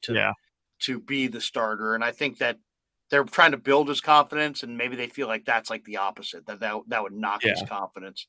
I'll tell you what's going to be interesting to me, guys, is Sunday. We'll be locked in on Niners and Chargers, but the Warriors play Sunday night at Golden One. Golden State is 0-6 on the road. The next two of the next three are on the road. They go Sacramento on the road. Then Monday night, they go back-to-back at home against San Antonio. Then Wednesday, they're in Phoenix on the road. And then Friday back. And what a goofball schedule. Road, home, road, home, road, road. I mean, it's crazy. It's a crazy week for the Warriors travel-wise. But how do they carry this, or do they carry this momentum into Sunday night in Sacramento? Or do you expect, why are they struggling so mightily to win on the road, in your guys' opinion? Just happened to be road games. Just road in the NBA. Yeah, I don't think it. And then the last one was, I mean, I do have to read Klay Thompson's stats, though. This is shocking. Like, he's shooting 32% from the field and 32% from three. Draymond Green is, I noticed this earlier because I was looking up, like, what the hell is Curry's 2-point percentage? Because it has to be something shocking. And I think Curry's shooting like 64% from two, which is everybody above him is a power forward or a center. But then one guy who's shockingly above him is Draymond. Draymond is quietly shooting 67% from the field from two and 30% from three. Like, he's played really well offensively. Yeah, I think Green, we focus so much on Green because of the whole thing with Jordan Poole. But to me, it's all about, does he come into camp with his legs in shape? And I thought last year he was in good shape. He looks really good this year. As far as Draymond Green is in shape, his legs are in shape. He can get up and down. He can play fast. He's not carrying a lot of extra weight. I really like his conditioning. And to me, that's really the bottom line for him. It's the conditioning. As long as he's in good shape and can get up and down, he's a genius as a basketball player. So it's really more about his conditioning than anything else. I like what I'm seeing so far from him. I even like the fact that I think Draymond is being more assertive offensively. I'd like to see him attack the rim more and try to get to the line and be more aggressive offensively, because it gotten to a point where he's like total non-offensive player. I mean, it's like a Dennis Rodman almost, but with like the ability to facilitate. So I to me, Golden State is a much better team when Draymond Green scores 6 points in a game than when he scores none. Because if he scores 6 points in a game, then you got to play him to shoot or pass. And if all you got to do is play him to pass, then you start getting hands on the ball, and then deflections and turnovers, and I think things start to kind of fall apart from there. He's got to show some offensive inclination, or they don't play him to shoot. Jaguayo 56 says, here's $2. When the Dubs have been great, their defense leads to great offense. That was the one thing. They did play much better defense in this game tonight. I mean, do you guys, this team was number 2 to Phoenix in defense last year. They had fallen to like 26th in defensive rating in the early part of this year. So if you're one of these people that says, hey, you know what, they'll find their level, everything evens out, give it 10, 20 games, I think you got to be pointing to they're going to be way better defensively than they've been, right? And I think we got an example of that tonight. A great point by Nick here in the comments. What he Draymond made a good point post-game. He said that with them going to Tokyo, they did not get a normal preseason. Their defense is catching up. It's interesting. Yeah. It's interesting. I made that point a week ago. I said they got back but you didn't go like this. You just made the point.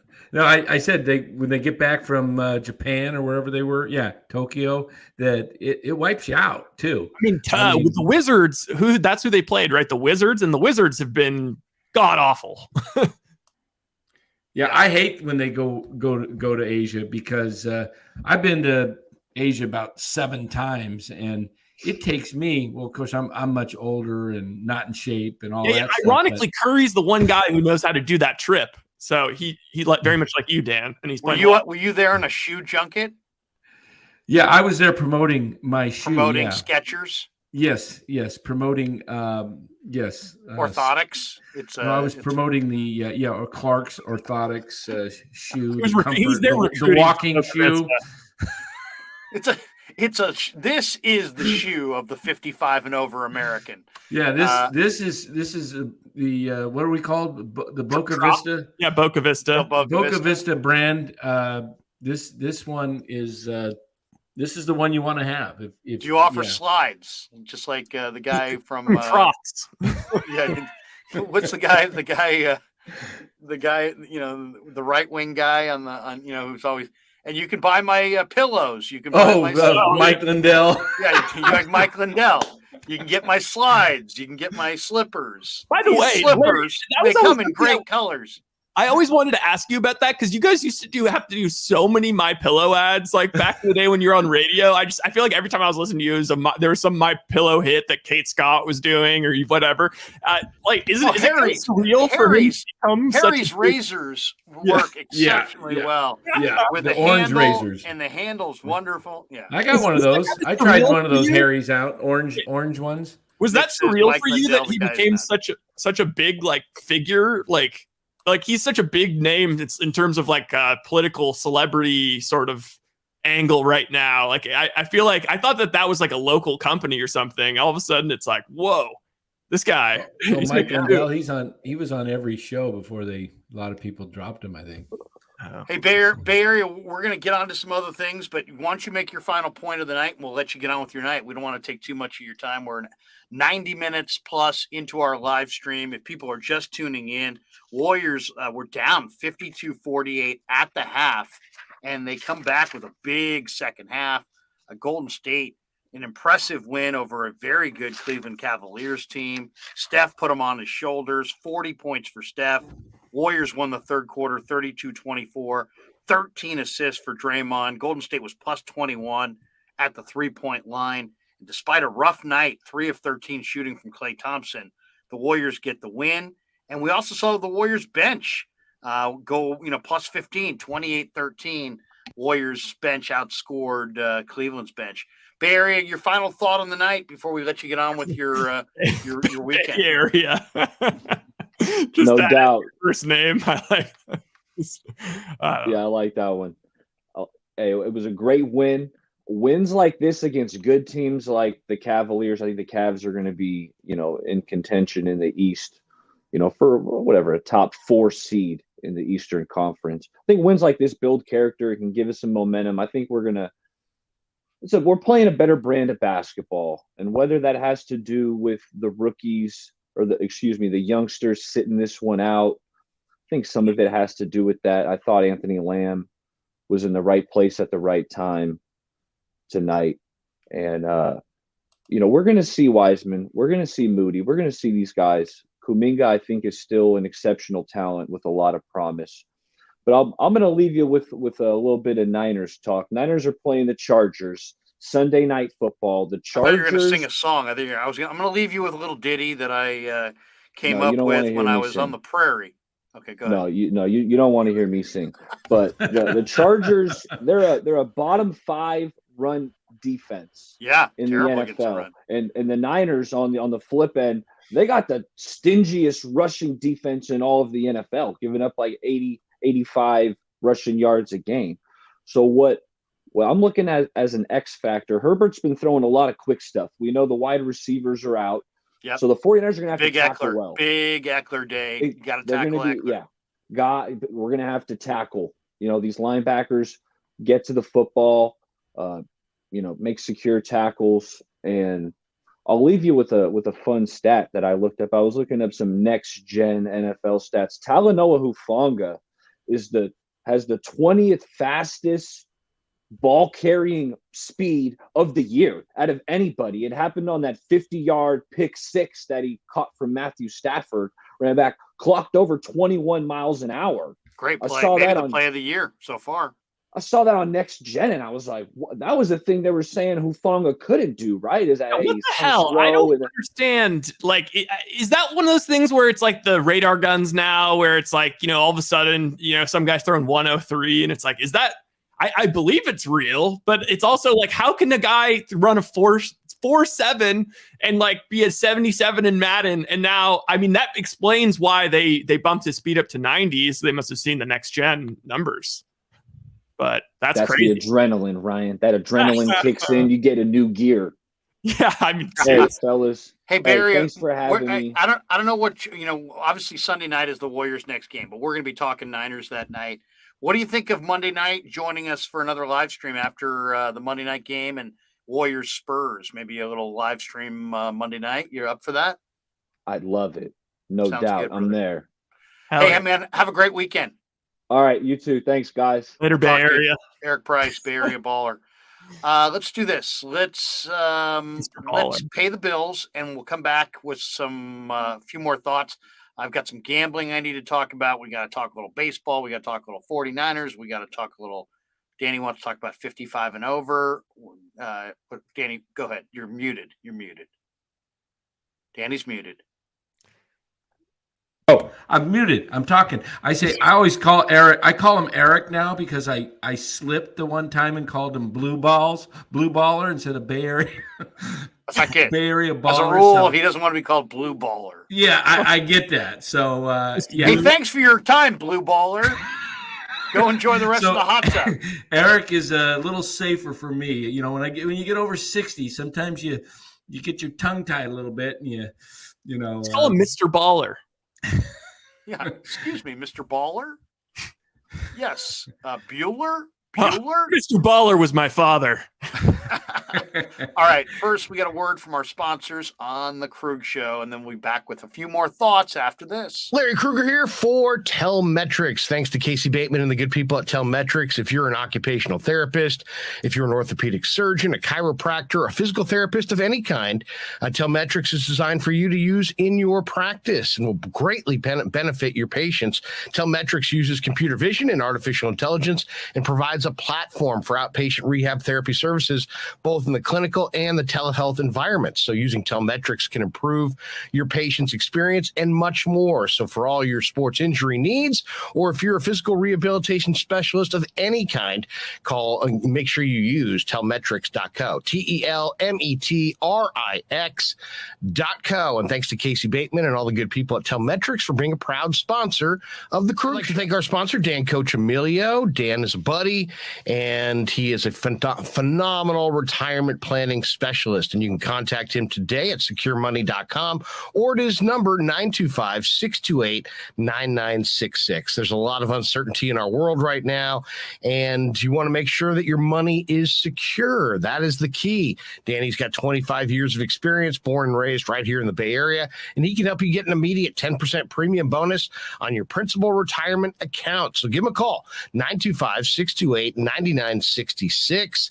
He'll make an appointment with you, and you can sit down. It's not a one-size-fits-all kind of a deal. He'll consult with you and come up with a strategy to get you going to where you want to be. Once again, 925-628-9966, securemoney.com on the web. And thanks to Tony Cassera and the good people at Cassera's Italian Menswear. They are housing the Krueg Show t-shirts, and they're a proud sponsor of the show as well. The Krueg Show t-shirt, the Krueg Show podcast t-shirt is available there at their store in Dublin. Their address is 7372 San Ramon Road in Dublin, California. And go see Tony Cassera and get yourself a Krueg Show t-shirt and support the show. And special thanks to our sponsor, New York Style Italian Sausage. That's right, NewYorkStyleSausage.com is their website. Phenomenal product, whether it's the breakfast sausage, the Italian mild, the Italian spicy, the chorizo. You cannot go wrong with New York Style Italian Sausage.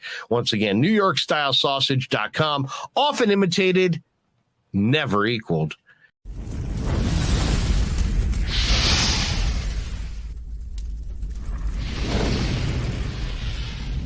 We grew up with a Sunday dinner. That means no matter how busy you were, no matter where the hell you were, you came to dinner on a Sunday night. Yeah, Sunday dinner without sausage, it's like a church without God. You know, how can you go to church if you don't believe in God? You know, and along with the sausage also became the discussions. That was discussion night. You know, it wasn't a typical family that you sit there and you're quiet, you know, and you don't talk with a mouthful. Oh no, man. Italians talk when they're eating. Italians even talk when they're sleeping. And definitely we talk with our hands. So if we can't express it through our mouth, through our lips, we express it with our hands. So, and that's what sausage is, really. It's an expression, you know, that life is good.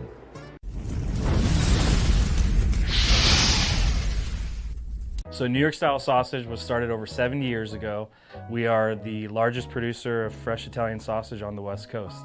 What makes our sausage in New York style is really the recipe came from back east, from New York, you know, from Connecticut. If you look at all of our labels, there's maximum 4 or 5 ingredients, which we're really proud of. There's no preservatives, no MSG, fresh in, fresh out. The pork comes in fresh, goes out fresh. There's never any freezing throughout the process. We've always used fine quality cuts. We're never gonna deter from that. It's one of the reasons why our sausage is so good. I guarantee you put our sausage up against anybody else's from a flavor standpoint, no one will beat it, hands down. Hey, do yourself a favor and do me a favor. Go buy a package of the New York style Italian sausage. Guaranteed you will love it. Guaranteed.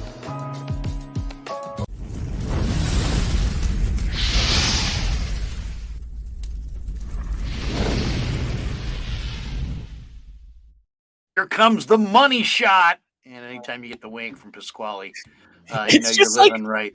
Like, I want to know I want to hear the director's thoughts when they were filming that, because it's so clearly they upgraded the quality by like 3 times and completely like lit the whole thing, and all just to set up for the wink. Like it's like a completely different like production, but it's just a wink. That's it. Nick says the wink gets all of the ladies. I guess it was worth it. It's got bits of real panther in it, and it's kind of pungent, kind of burns the nostrils. But thanks to Pasquale and Mike D'Ambrosio and all the good people at New York Style Italian Sausage, as they have re-upped, and they will continue to be a proud sponsor of the Krueg Show for months ahead. So thank you very much to all the good people at New York Style Italian Sausage. I also will be going down there for a little meeting, a little meet and greet. And Rye, you're more than welcome to come with me. They said, well, they'll give us a grand tour, and they said, bring a cooler, because I know what they're talking about now in the chat here. They're gonna load up. They're gonna load us up with a lot of product. I thought, what are they talking about in the chat here about the pick? I don't have no pick. My ad, yeah, that is an old pick, isn't it, man? I think that was from about 2004. Whoever guessed that. Dan, next time you're up here, I'm going to break out my like super high quality camera and I'm going to set up all the lighting. Let's just get you in front of the green screen doing a wink. Yeah, there we go. Yeah, exactly. Maybe with some false eyelashes. Dang. Yeah, and maybe with some like some baby blue lenses too. Just I used to make fun of all those realtors when I bought a house and I'd look at their card and I go, "What the heck is this?" The gal's got curls and now she's like 60 years old. She looked like Cindy from the Brady Bunch. This one lady, she was like on her picture, and then it must have been 30-year-old picture. You know, so get this. So, okay, by the way, Carla Pieces, James Wiseman has been skipping Sunday dinner. So let me give you my radio story. It was like maybe it was probably around 2000. And they were making new promo pictures for us at KMBR. And so they send me to this guy down, his name's Pat, and he was a great guy. He had this incredible studio down by South Park. You know where South Park is in the city? Kind of south of Market. Come on down to South Park. Yeah, it's actually called South Park. So I went down there and I'm like, I said to the guy, I'm like, hey, it'd be really cool if you, I go, can you make us look better than we actually look? He's like, oh, I can make you look $1 million. Are you kidding me? I can make you look great. I'm like, yeah, why don't you do that with me? Just make me look a little bit better if you can, just, I don't know. Cause I'm going to be looking at these for a while and they're going to be going out and all the remotes we do. And, I'd rather be a little bit, maybe a slight improvement on reality. Maybe you could trim me here, trim me there, cut it this way, cut it that way, maybe eliminate a double chin here or there, do what you can do. He's like, sure, no problem. Okay.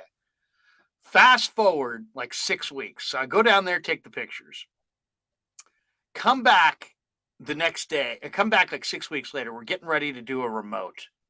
And the all of a sudden somebody comes down to the studio from Isabel Lemon's promotion team. They're like, oh, Isabel needs you to come by after the show. She says that your cards came for the appearance and you're going to love it. Absolutely love the picture. Right. So I'm like, uh-oh. Cause I remembered that I said to the guy, hey, can you make me look a little bit better? The guy, I swear to you. So I go down, I look at the picture. It's a color picture. They've taken my skin tone. They've darkened me up about like 3 tones. Like maybe. So I look like I've been I'm like George Hamilton. I'm like so tan. I'm like Danny, you're muted. Gabe Kapler. Yeah, I'm Gabe Kapler. But I'm super tan. Super tan. Then I look at the picture and, he kind of made my face a little bit more sculpted. But it was like, it gave me like this ridiculous high cheekbone. So now I have this like, now it looks like you like tried to like get it all fixed up too. It's like, dude, you gotta be chill about this. No, but the worst part is I have green eyes. They took my eyes and they made them like exorcist blue. Like they're the brightest blue eyes. They took my pupils and they shrunk them down to tiny pupils. Oh, God. So now I have these electric blue eyes, this incredible tan, this sculpted jaw. I looked at it and I'm like, what the fuck? I go, this is way over the top. And some girl in the promotions department, she's like, yeah, I think they look good. I'm like, yeah, they look great, but that doesn't look anything like me. I'm like, I'm going to be handing these to people and people are going to be like, man, I must have caught you on a rough day. Yeah. You don't look anything like Don't this. mind me. I just haven't put my face on yet. Unbelievable. Oh man. And they didn't order like a small stack. It was like a 25-pound box of these things. I was handing these false, pictures out for like the next 6 years. Oh, it was ridiculous. Every time I showed one to the guys in the studio, they just laughed and laughed and laughed. Oh my God. Oh, you got to check out the Instagram that I forward to you earlier today, Larry. I wonder if we could put that on the show. Can we put public Instagrams on the show of Rye? I mean, why not? I guess. Let me send this to you. It's time to have a little fun with Kapler, I think. Because I'm looking at this. I sent this to Larry and I said, could you imagine? ATC Reels donate to $1.99. He says, what did Gary say? Yeah, Gary said, who the hell's that? That ain't you. Let's see. Which Smitty? I can't. Ryan Smith. I'm looking. Where are you on? That's him. Hey, send me your handle on Instagram. My Instagram is just non-existent. Oh, you don't have one? I mean, it's so stupid. It's so hard. I just want to forward this to you so you could put this up with Kapler because it's hilarious. I don't. There's like a ton of Ryan Smiths in there. So my name is. You guys don't probably even get this because it's from SpongeBob. But there was like a Smith that was number one. He was number one, and his name was Ryan. It was Smitty Werbenman Jagerman Jensen. So my name on Instagram is Ryan Smitty Werben Jagerman Jensen. It's impossible to even find Ryan Smitty. Hey, at least it's not John Jacob Jingleheimer Smith. I might as well be. His name is my name too. Is it? Oh, there you are. You popped right up. No, that's not it. What was the name? Werben Jagerman Jensen. It says Ryan Alexander. Yeah, that's it. Oh my goodness. Okay. Check this thing out. Somehow I got a thing. You get these alerts. I never go on Instagram, like ever. This is probably the first time I've been on in 6 months. And I get this alert and I said, it's from Kapler. And I just look at it. From Kapler? Well, yeah, I guess a couple years ago when I first got Instagram, I must have put Kapler on. So it alerts you when you get it. So I get this thing of Kapler, and then I start looking at the rest of his stuff, and I'm thinking, okay, what kind of manager in baseball puts so much stuff about himself out there? I mean, could you imagine boasting, hey, this is how I start my day. I listen to music. And then I go and I take a walk. I think it's safe to say Cap's a poser. Yeah, I'm just like I actually sent you. He's the guy at the gym. He's the guy at the gym who moves 5 feet to the left while he's doing curls because the lights will reflect differently off his tries. Yeah. So this is what I'm saying. I'm looking at Kapler and I'm thinking, baseball dudes are different, man. They're like, hey, baseball. They're baseball men. Yeah. Do I want to play for this guy that's full of himself? You know, you look at his he's got pictures of him on the beach, with a 6-pack, showing off his 6-pack. And it's like, yeah, I'm Gabe Kapler. I manage the San Francisco Giants. It's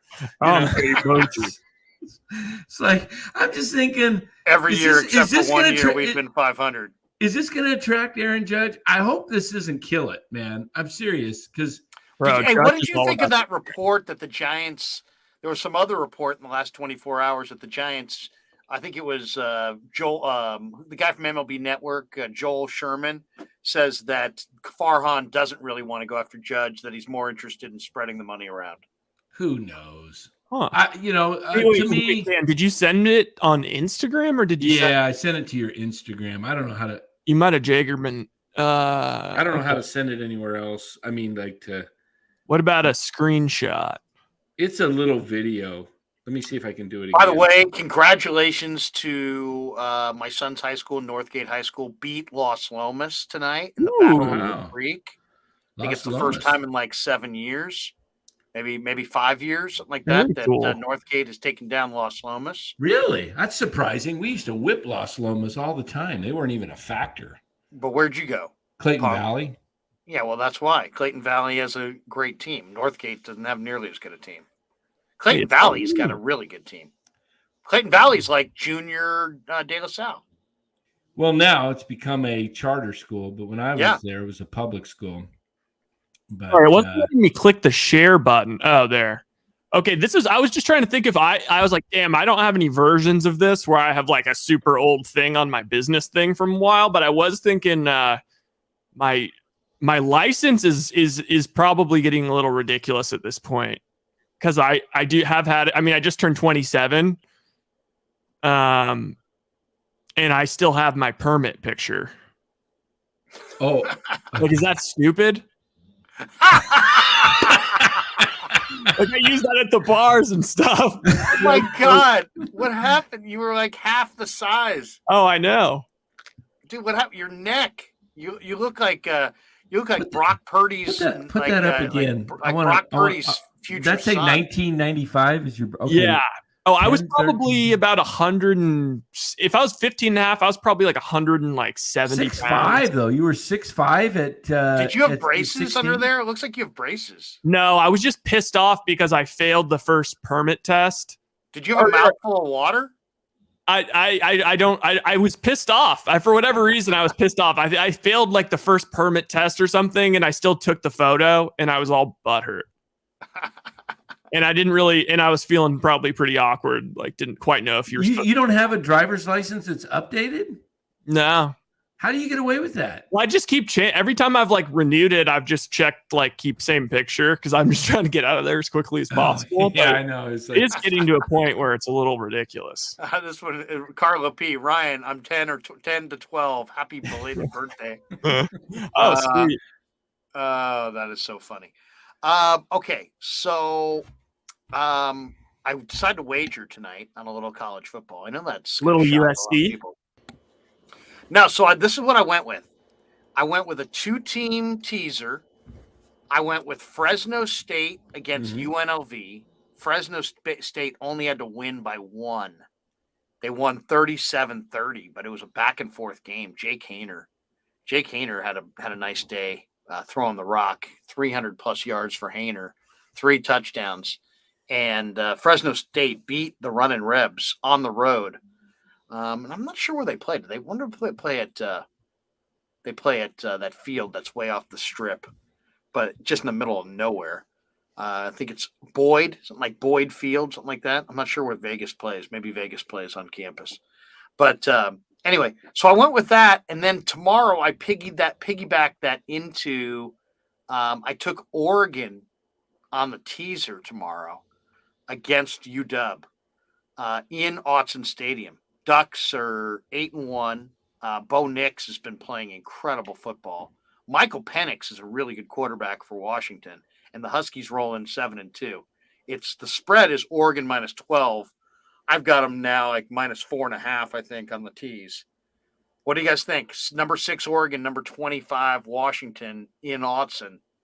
Does Oregon win by 6? Against 2? Oregon against 2 tomorrow? Against UW. Huskies. 2 teams ranked. I love the way Bo Nix is playing right now. Yeah, he's playing good. He's playing well. And to me, I think Oregon potentially wins that game by 21. So I took Oregon minus 6. So that's one of them. One of my wagers. By the way, the transfer portal puts me off kind of like everybody else, but isn't it cool kind of when you do get these success stories of like a Bo Nix, like, or, you know, these guys that are kind of journeymen, or not journeymen, but like, you know, they played somewhere else and then either move on to a new team. The thing I don't like about the transfer portal is that it's become what exactly we knew it was going to become, where there's tons of kids that put themselves in the transfer portal, even when they have no real interest in transferring, just to see if anybody will offer them an NIL deal.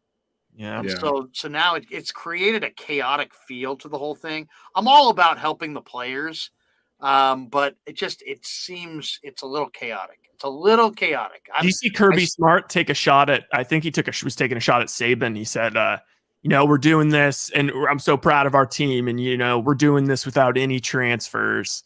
And it's like Bama's like best offensive player besides Bryce Young's probably Jahmyr Gibbs. Like all the other, like that's basically like we are now top dog in recruiting.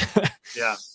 By the way, SC won again tonight, 55-17 in Colorado. They had a 24 Shoot, point. I wish I would have put that game in. Darn it! I like to do. I'm doing it right now as we speak here. I'm going through and putting an 8-team parlay. Well, this is what. So tell me what you think of my parlay tomorrow. So Yeah. I've got Oregon in the bet that's hooked up to Fresno. So that hopefully wins. But this is my 5-team money line parlay tomorrow. Tell me what you think is the weakness in this parlay. I went Money with line, okay. Yeah, I mean it's 10. It's basically 100 to win 200. Okay, so this is what I got. I've got Tennessee?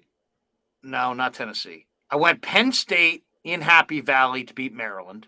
What's the spread? What's the spread on it? I know you're it's Penn taking the State money minus 10.5. Okay. Okay, so that's one. I took Georgia in Starkville against Mississippi State. Georgia's given 16.5. I took Utah in at home against Stanford. I took that one too, yeah. Minus 24. I took UCLA I took that at one. home against Arizona. Yeah. Minus 20. So I've got Penn State, Utah, UCLA, Georgia. And the last one I went with is, now this is probably the one on paper that's the least, the biggest risk. Mhm. Tell me what you think of this. Wisconsin is at Iowa tomorrow, and it's a pick 'em. Wisconsin's 5-4, Iowa's 5-4. I don't know if you guys have ever seen the scene at Kinnick Stadium. I like And Iowa. Iowa's a terrible offensive team. I mean, Yeah, but terrible tough to offensive play team. at Iowa though. But they are a great defensive team.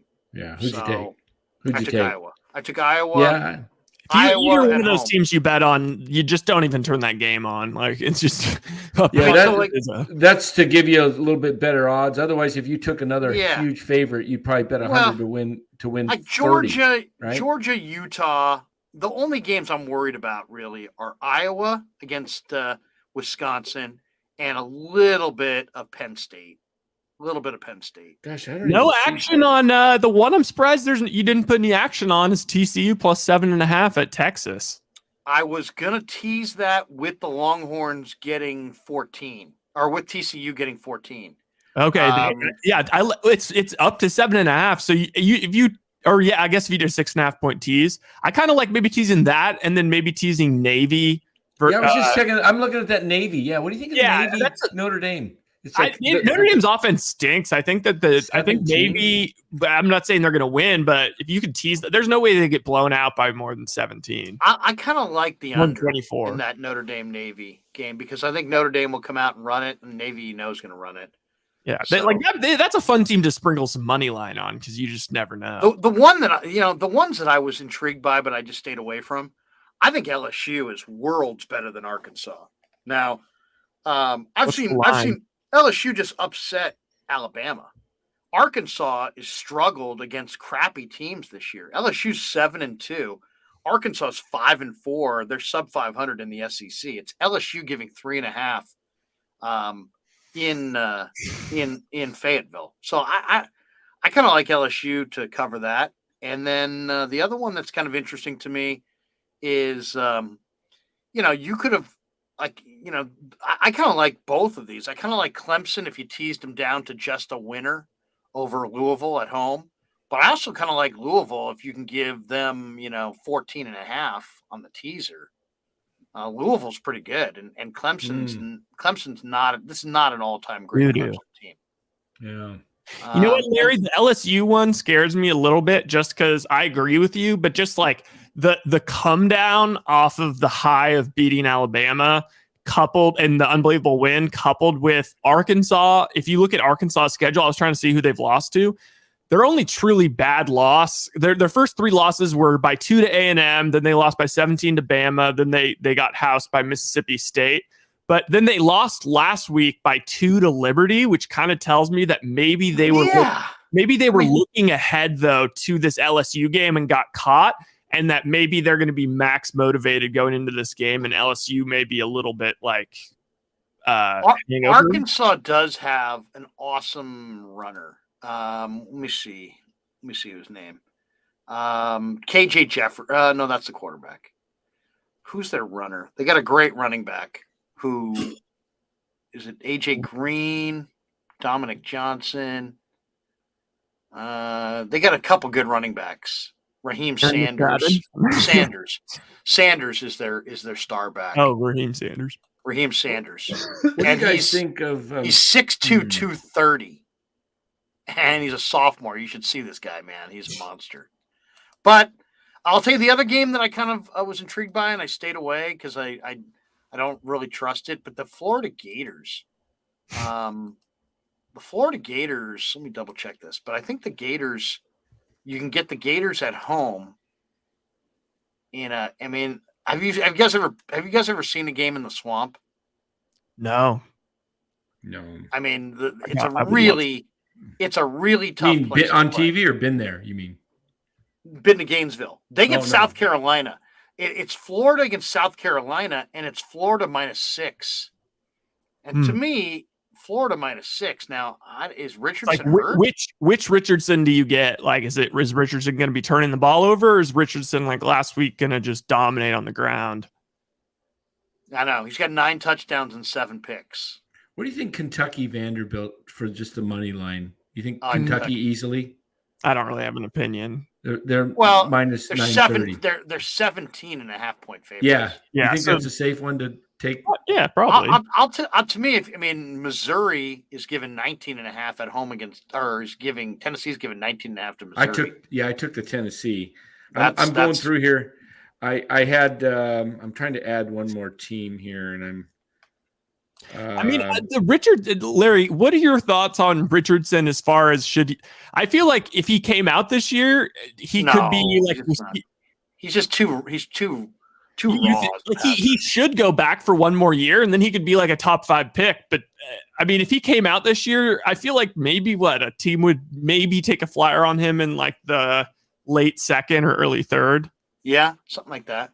Danny, I'll give you another one that I kind of like. I kind of like Wake Forest over North Carolina in Winston-Salem under tease it up. So like you could tease it to it's Wake -4.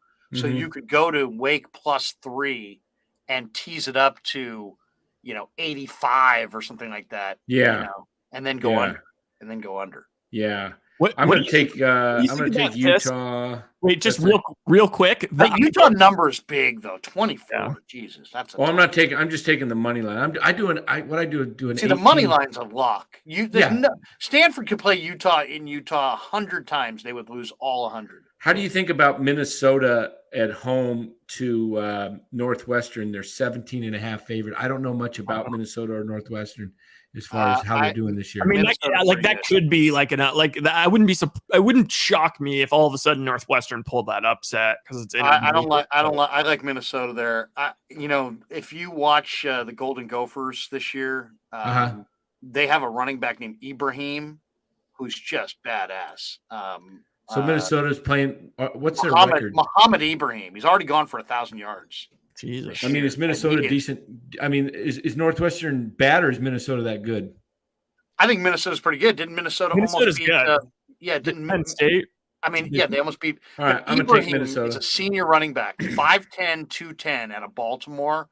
He's awesome, man. 5.5 yards a carry, 15 touchdowns on the year. They're going to run him a ton.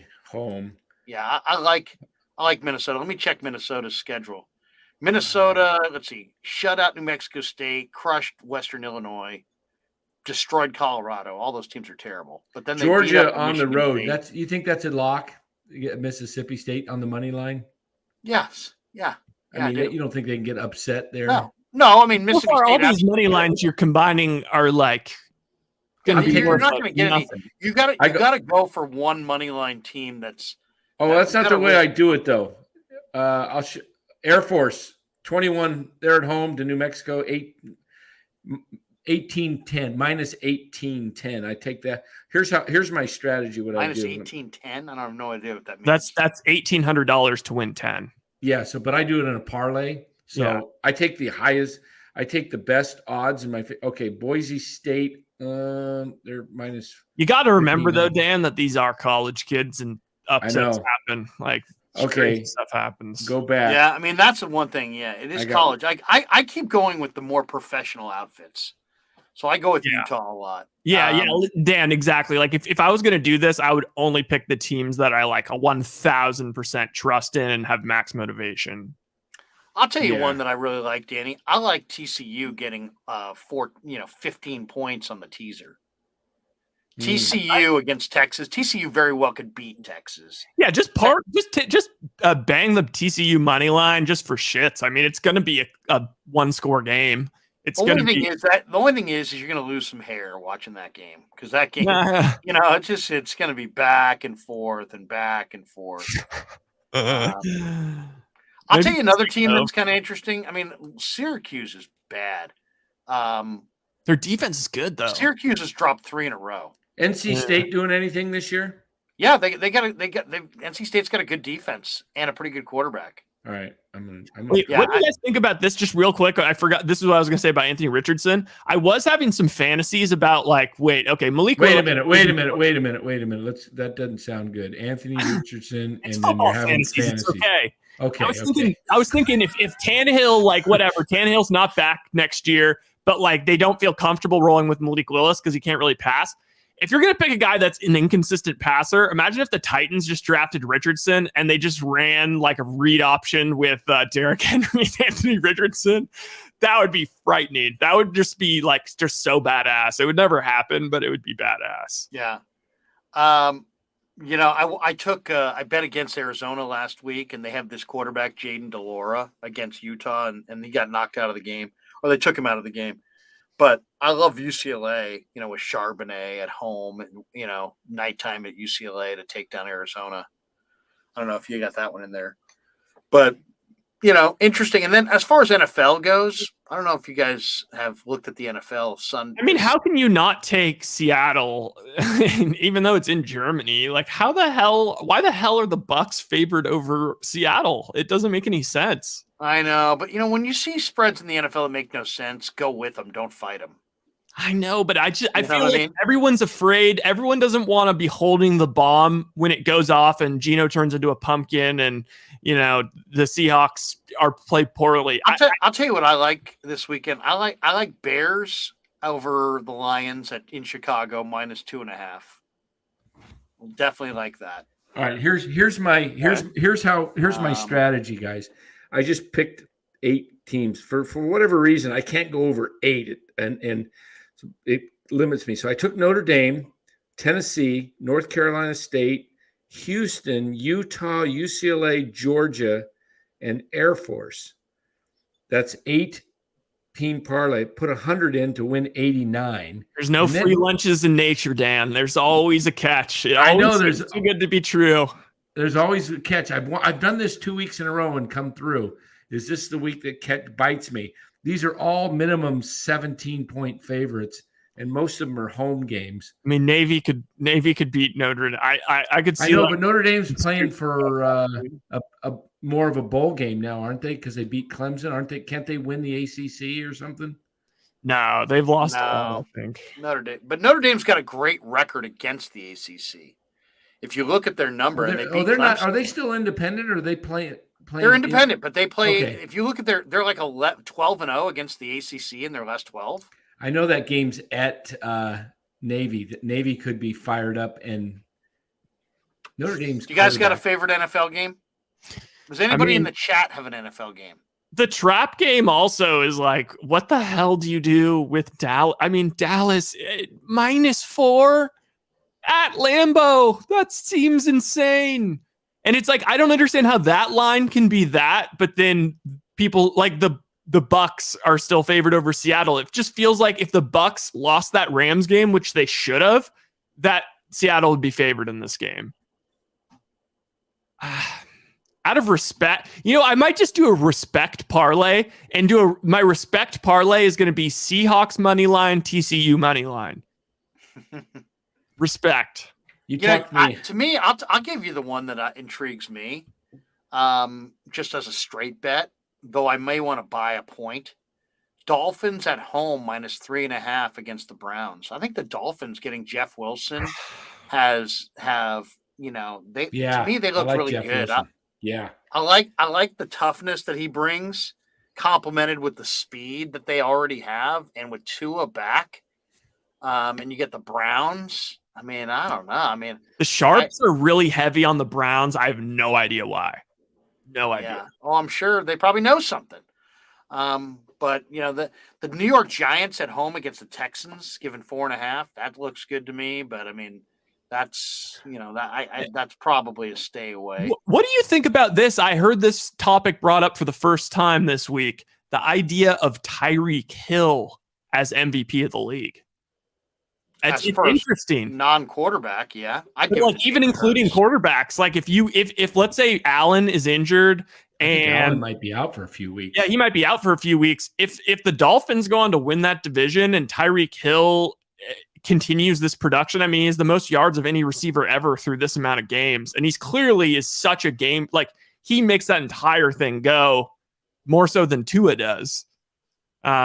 I just think he has a better case than I think a lot of position players have had over the past couple of years.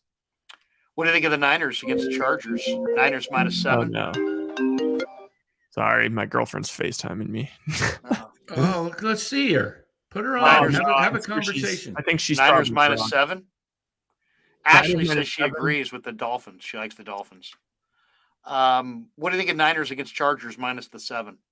I mean, it just seems like a lot of points. Might tease that a little bit, but I'll tell you, after watching the Cardinals and Hard Knocks, I really like the Rams. But Stafford might not play. Yeah, that's a. I forget who their quarterback even is. It's someone. It's Wofford. John Wofford. Wofford. Jeez, isn't there a university called Wofford or something like that? Yeah. I would say I would stay away on Cowboys Packers for sure, and stay away on Cardinals Rams. Oh yeah, that Cowboys Packers. I mean, that's a possible big upset there with the Packers winning because they're desperate. They're home. McCarthy's returning. You could spin it so you could make a great point either way on that one. You could say Rodgers revenge versus McCarthy. It's in Green Bay. They're I mean, at this point they're playing for pride. I think the Packers, well, they got a tough next 3 games. What do they got? I think they have after Dallas, don't they have Tennessee and then somebody else tough?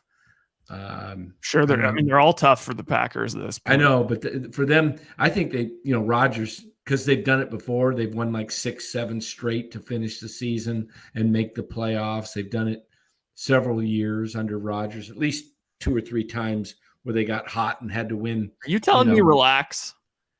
The more I look at the NFL, the more I think it's just unbettable. It's just unbettable. Yeah. Well, how about Minnesota also? Minnesota is like they get Josh Allen. Everyone thinks they're a paper tiger, and now they get Josh Allen out. Like it just seems like everything's going their way. I know. Yeah. And they're 3-1 on the road, and they got big time receivers. And how about this? I heard this stat. If you teased against the Vikings in every single game this year, you would have won your tease. And yet they've only have 1 loss. I definitely think Seattle on the money line is probably a pretty good bet. Yeah. I mean, seriously, did you know that the Seahawks are the biggest fan base in all of Germany also? So they might have like a home field advantage. That's interesting. Yeah, I heard think they're the better team. I just think they're the better team. They're the better team. I need one more team to pick. You scared me a little bit on the Navy Notre Dame games. Plus, Notre Dame might be having a little. Are you looking for another college game? I just need one college game, a big favorite. I just want a big, massive favorite. I could take Michigan. Take Michigan in the Big House. It's not even offered on my money line, though. Oh, it's because it's 30. Yeah, it's not. I've got Kentucky. I could take. They're like those SEC games are too low scoring for my taste. I just straight money line. I just need them to win. I just need them to win. They can win by you're 1. Probably fine with Notre Dame. I'm a little nervous though now because they beat Clemson. Why take Iowa? If I were you, I'd take Iowa. I would take Iowa. And put your nuts on the table and take TCU. I'm looking for the sure thing. I'm looking for the sure thing. No, I'm looking for games that are 15 plus point favorites. I'm taking and I look for the home games, and then I bet about 100 and I win about 85, and then I take a little bit of that, and then I go like last week. You sprinkle it on Sunday. I did a little bit. Yeah, I took. I can't remember who I took last Sunday, but what I did Saturday. Why don't you just take the Chiefs versus home minus 9.5 versus the Jaguars? I'll do that one too. But what I did is last week I got the sure thing. I took Go with SMU. Go with SMU. They're at South Florida. South Florida's shit. They're 1-8 on the year. They're 0-5 in the conference. What's SMU? Are they 7? SMU's 5-4. All right. But SMU's, they're going to score points. They're 17.5 point favorites in that thing. Why are they not showing up on my? Not every game's showing up. So what I did last week, I did this 18 parlay. You know who almost screwed it up for me was Cal against SC. I was like, but I was pulling for Cal. I was like, shoot, I want Cal to win. I'll forget the money. I just let Cal beat SC. But so then I took two teams that with pretty good odds. I'll give you another one that I took. I like Wazoo in Pullman over ASU. Okay.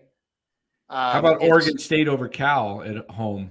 The only thing about that one I don't trust is that Cal's so good as a dog. That worries me. Cal is too good as a dog. I would take. Did you say you already have Minnesota? Take Minnesota. I did take Minnesota. So last week, what I did is I took my 8 team and I won. And I says, well, let me put some of that money I think I'll win. And I took LSU straight up over Alabama at plus 430. And then I took Notre Dame over Clemson plus 160. So I cashed in. That's how I try to kind of go against. I take the sure money kind of with the 8 teams. And then I try to parlay that into a different better odds. And if I hit those, so I come across only way I can really get screwed is if somebody really chokes on the 18 parlay. But it happens. I know it's got to happen. That's why they do it. I mean, that's why they give it to you. Well, I mean, I thought Fresno State was a lock to win tonight, and they did win. But that game was 14. It was 16-14 UNLV at halftime. Jeez. Yeah. Penn State, Maryland, was that one that you think is a good one? Yeah, I get Penn State. That's in Happy Valley. That's a decent spread. 10 Maryland's pretty good, though. Are they? Yeah, they're not terrible. I mean, what's Penn State's record? Don't they like 7-2 or something like that? Penn State's record, they're good. I mean, but the only thing is you're going money line, so you don't have to worry about points. But right. I'd always be worried about points because sometimes they'll play some low scoring games. They're 7-2. Clifford's been pretty good this year. And what's Maryland? Maryland, yeah. Clifford, yeah. 16 touchdowns, 7 picks all year for Clifford. He's been pretty good, and they've got a couple good running backs. They got Nicholas Singleton and Katron Allen. Both those guys. It'd be pretty hard for them to upset Penn State at Penn State, wouldn't it, Maryland? I think that's a really tough place to play. I mean, have you ever been there? No. Yeah. It's packed house, rabid people. Is that storm coming up through there? That is it going to be raining up there? Or is that past? I know it was raining last night in Carolina. It's probably past by now. It's going to be. Yeah, a lot of this is like when the NFL season begins, the weather's arrived. Yeah. Well, I mean this is the time of year where a glass half full guy donates $1.99. He says, "Here's my contribution to signing Aaron Judge." LOL. There we go. Yeah, we should raise the Krueg Show has raised $312. The deciding dollar. A couple thoughts here before we call it a night. I'm just looking. Some of the headlines I saw from today that I thought were kind of interesting. Tell me what you guys think of some of these. The Players Association in the NBA says they're going to have a resolution to Kyrie Irving's suspension. Did you see LeBron says that Kyrie's been asked to do too much? Yeah. You know, Yeah, and that, it I seems saw like Joseph Tsai say that he met with Kyrie and that there's no evidence at all. He has no hatred toward the Jewish people or any other religion. Or can you imagine? Okay, it was already stark at some point. Like it's now reached a point where it's actually you can't even. There's such a big difference between Kyrie and Steph. Like, people used to say like, oh, can you believe that KD left Steph for Kyrie? And it really heated up, in the play, like, especially when Steph won finals MVP last year. With everything that's going on this year, and then you see that Steph is still playing as well as he ever has. If you're KD, I saw him tweet about like, that boy Steph going off tonight. Like, can you just even imagine? Couple things on the baseball front. I want to throw your guys' way.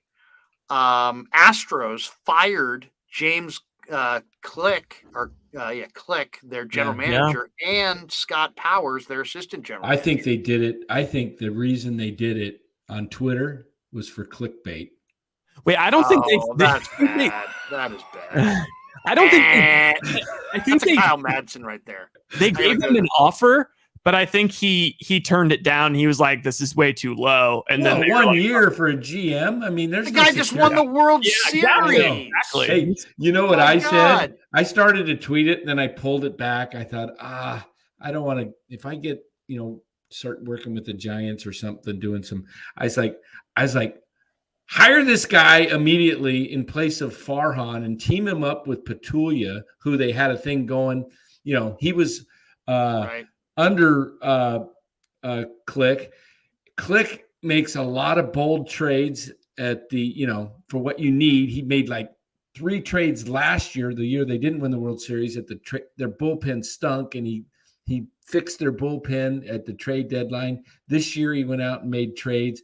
But then I read some more pieces on him, and he's a lot like he's from Tampa Bay organization. He does a lot of analytical type trades. A writer in Houston said he doesn't make any big trades. He likes the fringe crap. Like Mauricio Dubon.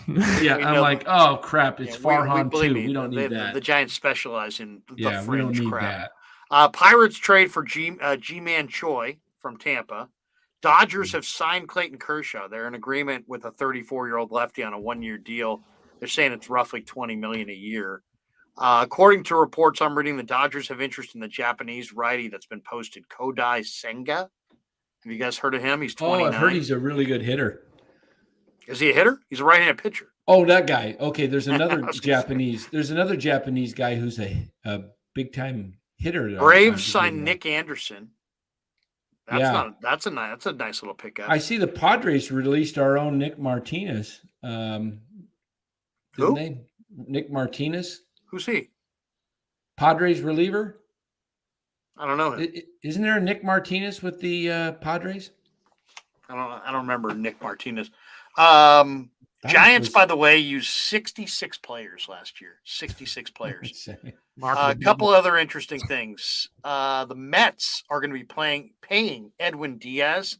They did a Bobby Bonilla deal with him. Oh, I know. They're going to be paying him deferred payments through the year 2042. Oh, they like that, huh? The Mets? Yeah, they do. They love their. Maybe they're like, Bonilla, I mean, that's. I don't like a 5-year deal for a reliever. I don't like that deal. I wouldn't sign 5 years. I think, you're going to have. What if the Giants Bonilla judge? Then this is kind of interesting. The only Giant news, and I scoured everything for you guys to make sure that we would have some Giant news on the show.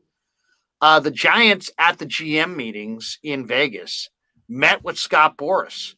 Scott Boras represents Carlos Rodon, Carlos Correa, Xander Bogaerts, Brandon Nimmo, and Taijuan Walker. Like it. Get me Walker, Finding Nemo, and Correa, Walker, and Nemo might not be a bad way to go. That would be a really nice. And then go get Judge, and Judge. You want heck yeah. Correa, Nemo, Judge, and Walker? Sure. Why not? They got the money. Here's my take tonight. I put a tweet out. on Judge. 10 years. This is how I would sign him. 10 years, $400 million. And what I would do is I would front load the thing. I'd give him the 4 years. First 4 years, $50 million. He gets $200 million the first 4 years. I'd give him an opt-out after year 4.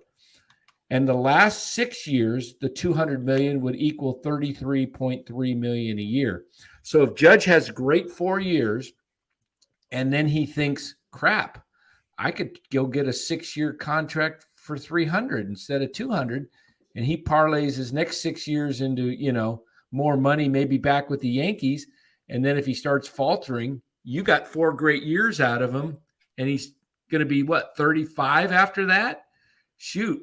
You would kind of want him to walk maybe in the 5th year, possibly. I hate those kinds of deals. I really do. I'd rather just, we're going to move heaven and earth, but then we're going to give you an out. I hate those. Yeah, but you get him for 4 years, Larry. Then you get the season. No, tickets. Danny, I fully get it, but I just hate what it does to your team as far as the speculation leading into it.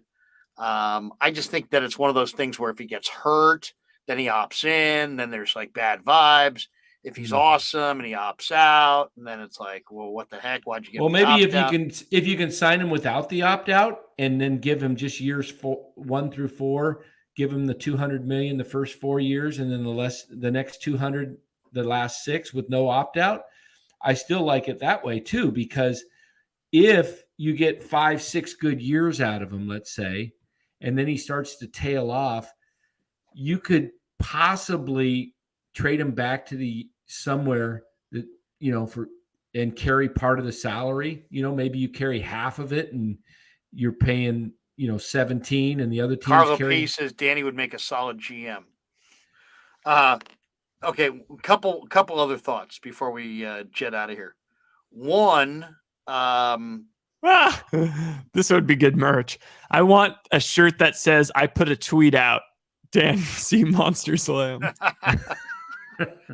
I got it. Yeah, that is Dan C. Monster Slam. Yeah, there we go. Dank. Couple interesting things football wise. One, Jason Verrett torn Achilles, done for the year. Kyle Shanahan said today that he expects Javon Kinlaw to return sometime this season. That's a huge thing. 49ers this week, Colton McKivitz, Elijah Mitchell, Azeez Al-Shaair, Jordan Willis, Deebo Samuel, all these guys coming back. Very interesting. Michael Irvin said that OBJ, his decision will come down to the Cowboys or the Niners. Really? And a lot of people are speculating that OBJ is really waiting because he's waiting for the Super Bowl, the race for the Super Bowl to kind of define itself a little more clearly. I think the Bills just that's kind of interesting. As a guy, you want to cherry pick a ring. I think the Bills lost out on their opportunity with this Allen injury because they were front runners. I feel. Who would be interesting, where he would be most probably needed, is the Chargers, because they don't have any receivers, and they're going to probably be a playoff team. Maybe. I mean, they lose again this weekend. They may not. They're 5-4. Yeah, they may not. So, but the fact is, he could play. But I think nobody ever bangs on Herbert. By the way, have you noticed that? Never. Yeah, never. I think people love Herbert. Nobody ever says, "Hey, by the way, Herbert doesn't really win." Yeah, Jordan Elliott thinks he's the best player in the league. I mean, he made a throw earlier this year on 4th down. That was just one of the most amazing throws. Crazy. Out of his own end zone. Right after he got hit? Was that the one he got hurt? It was like on the 10-yard line, and then they came back and they covered against me. But it was an amazing throw, an absolutely amazing throw. Hey, one question for you. You know college football better than I do. Boise State on the road at Nevada. They're favored by 21. That is, I don't know much about Nevada. I know Boise's playing. Well, there's been a ton of line movement in that game because I believe that line opened at 17. And now it's 21. All the money's coming in on Boise. Is that a pretty sure thing, you think, Boise at Nevada? Well, they got off to a terrible start. I mean, I watched Boise early in the year. They looked terrible. Uh-huh. They lost at home. They just didn't look like it's a new coach. There's something that worries me about Boise, but it is Nevada. Nevada is 0-5 in the conference. Is it the I mean, you look at Boise's 5-0 in the Mountain West. Nevada's 0-5 in the Mountain West. Okay, that's a probably So, pretty good bet then. So that right there, probably, it's probably Boise State winning, but it'll be a cold night in Reno, and who knows. I'm going to hit the confirm button. Okay, so I've got one more list that I dug up for you guys. I went through 20 different lists. I went through literally, I Googled MLB trade candidates. And then I went through every list that I could find online for about an hour. And I came up with this comprehensive list of roughly 20 names. Now, these are some interesting names. Tell me if you like any of these names coming to the Giants. But this is a list of players who are rumored to be traded this winter in MLB. Okay, here's the list. Shohei Ohtani. Of course. Sally Perez. Rafael Devers from Boston. Cedric Mullins, the center fielder for Baltimore. Very intriguing. Yeah. Brian Reynolds, center fielder for the Pirates. Yeah. That would be very intriguing. That's like Danny trying to get Kenneth Walker back. Cody Bellinger. I think is he going to get traded or is he going to be non-tendered? I'm hearing he may be non-tendered. Too good to be non-tendered. I think they'll trade him before they non-tender him. Jesse Winker, who had a terrible year, but he was a really good player in Cincinnati. One of the names that I keep seeing linked to the Giants. Jesse Winker's with Seattle now, isn't he? Yeah, he's with Seattle. Yeah. Danny Jansen, a catcher for Toronto. And I've seen a couple different people say the Giants have interest in Danny Jansen. I got to get a banana. I'm hungry. Tyler Glasnow, Yandy Diaz, Ahmed Rosario, Hunter Renfroe, Manuel Margot. Hunter Renfroe, isn't he with the Raiders? Yeah.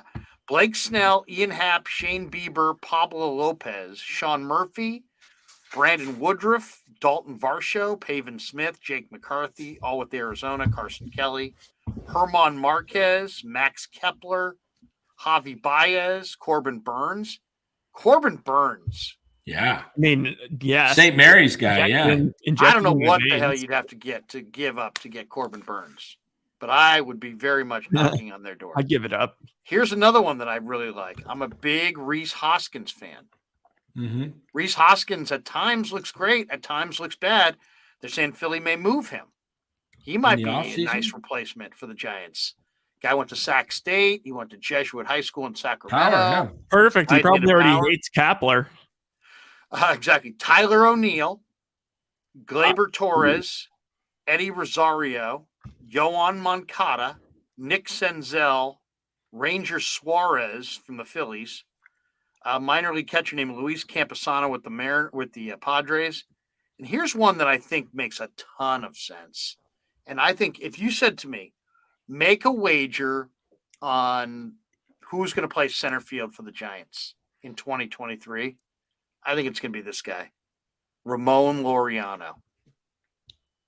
I can see. It's just like, are the A's down? I could see the Giants trading maybe a Elliot Ramos, maybe a Luis Matos, something like that. Maybe somebody good. Maybe the kid from ASU that you say may not, who may get Bishop for Ramon Laureano. They got to move somebody off their 40 because Ramos. Ramon Laureano makes a lot of sense for the Giants. Mm-hmm. He really does. He's a very competitive guy. He can play center field. He's got a howitzer for an arm. Farhan knows him. The price is probably reasonable. I just wish the A's would either build the darn stadium and have a nice place to play, great venue for the A's, the East Bay, or just go to Vegas because if they're not going to build it, get out of here because then the Giants just either crap or get off the pot. Let's do something because, I think they'd be more willing to trade with the Giants if they're in Vegas. And also, the Giants could do more to, even probably own more of the market. But, I mean, if the A's are just going to do what they do and hanging around, they're just wasting away over there at the Coliseum. It's just the other thing I heard over the last week that I think is kind of interesting. I've heard that the NFL may be interested in putting a second team in Chicago. Really? I mean, that actually kind of makes sense. New York has 2. LA has 2. You know, Bay Area had Chicago- 2. Bay Area had I don't 2. know. Is that going to be? Would Chicago support that? Baltimore, DC. They I mean, the both have Bears teams. are such a icon. I mean, they are, the They Bears. had the Chicago Cardinals going way, way back. I mean, aren't the Bears the biggest thing kind of like in Chicago? They've got to be bigger than even the Cubs. Well, the Bears are huge. Yeah. Yeah. I mean, they're all I don't big. think the It's all Bears. I can't see the Bears. The Bulls are big too. I can't see the Blackhawks are big, Bears. too. I can see the But Bears. no, the Bears are fighting big. that. The The Bears NFL. would fight that. I mean, I don't. I know that would be interesting. That would be interesting. With the Bears are going to leave Soldier Field. They're going to build them a brand new stadium at Arlington Heights, out there, and maybe somebody else moves into Soldier. I don't know, but that's kind of what I heard, and I think it's somewhat a reliable source. Where would you, if you were the NFL, in the U.S., not outside, in Europe or anything? What city do you think deserves an NFL franchise? That doesn't have one now. Right. St. Louis, maybe. Maybe St. Louis. I mean, St. Louis, a great does sports Utah have town. Does Utah have one? They don't have enough people, I don't think, to support it. I mean, you got to think of where Their football's no, big. They put the Titans, but in the Southeast they care so much more about college than pro. Like the Carolina Panthers are total second-class citizens. That's why I think like Utah or Oregon could be interesting. Portland? No. Yeah, Portland's not. Utah, I mean, small. fans are Way too crazy small. in Utah for like all their teams and their college. Where what were you saying? So, Come up. Utah, I thought Utah was interesting. I don't know there's any place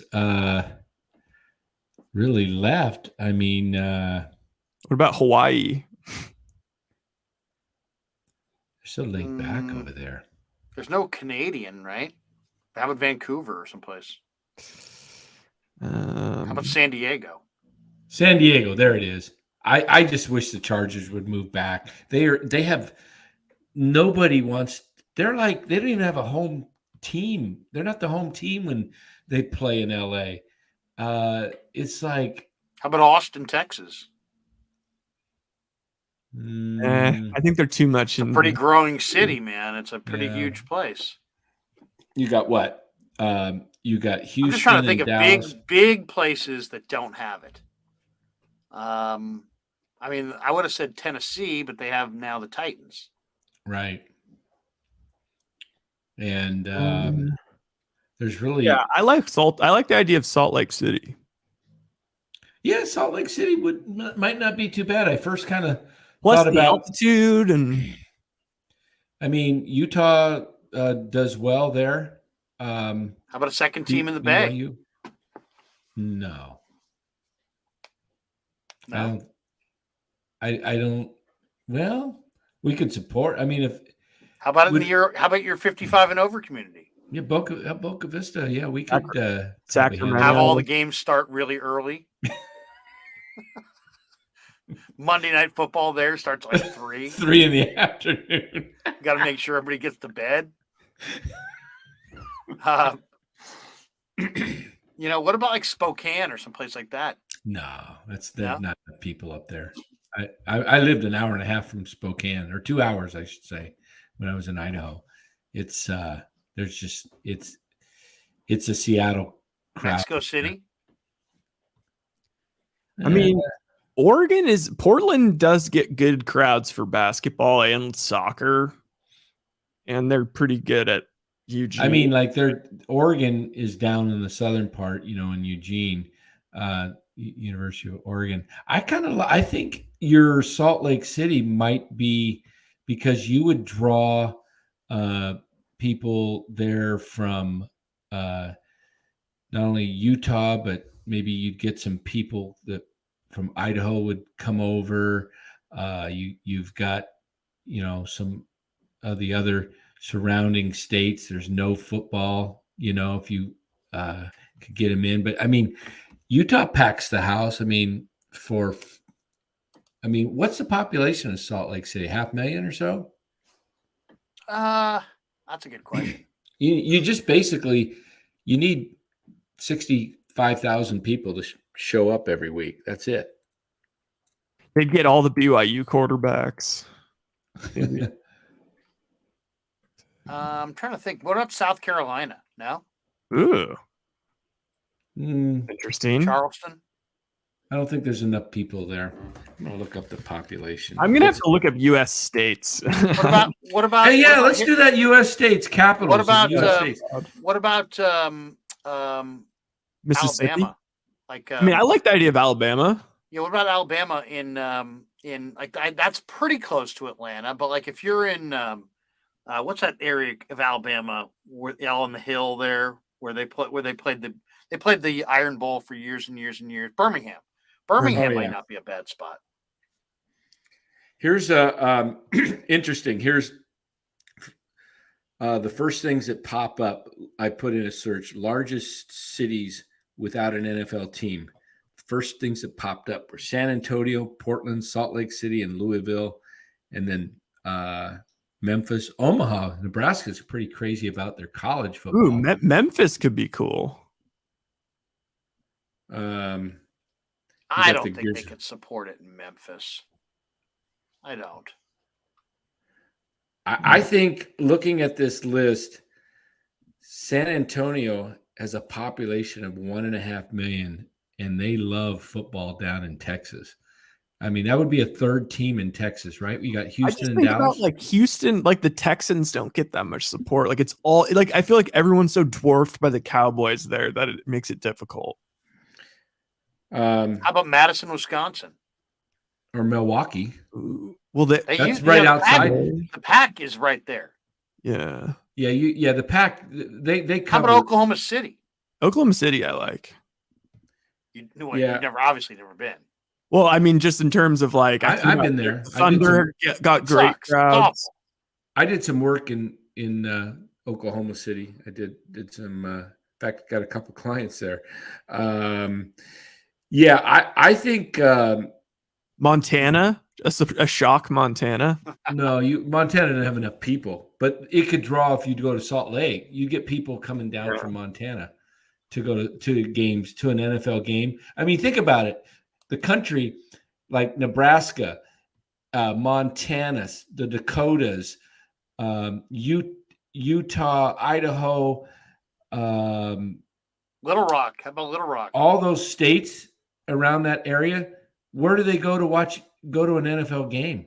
Where's the closest they go? It used to be probably St. Louis. It was Nashville. They go to Nashville. Maybe. Yeah, but I'm saying it used to be St. Louis. The NFL probably needs something right there in that middle of the country, whether it be St. Louis or Salt Lake. I think a second team in Chicago makes a lot more sense in these places because, I mean, Chicago's a major area. There's lots of people there. But if you expand to places where you're not, like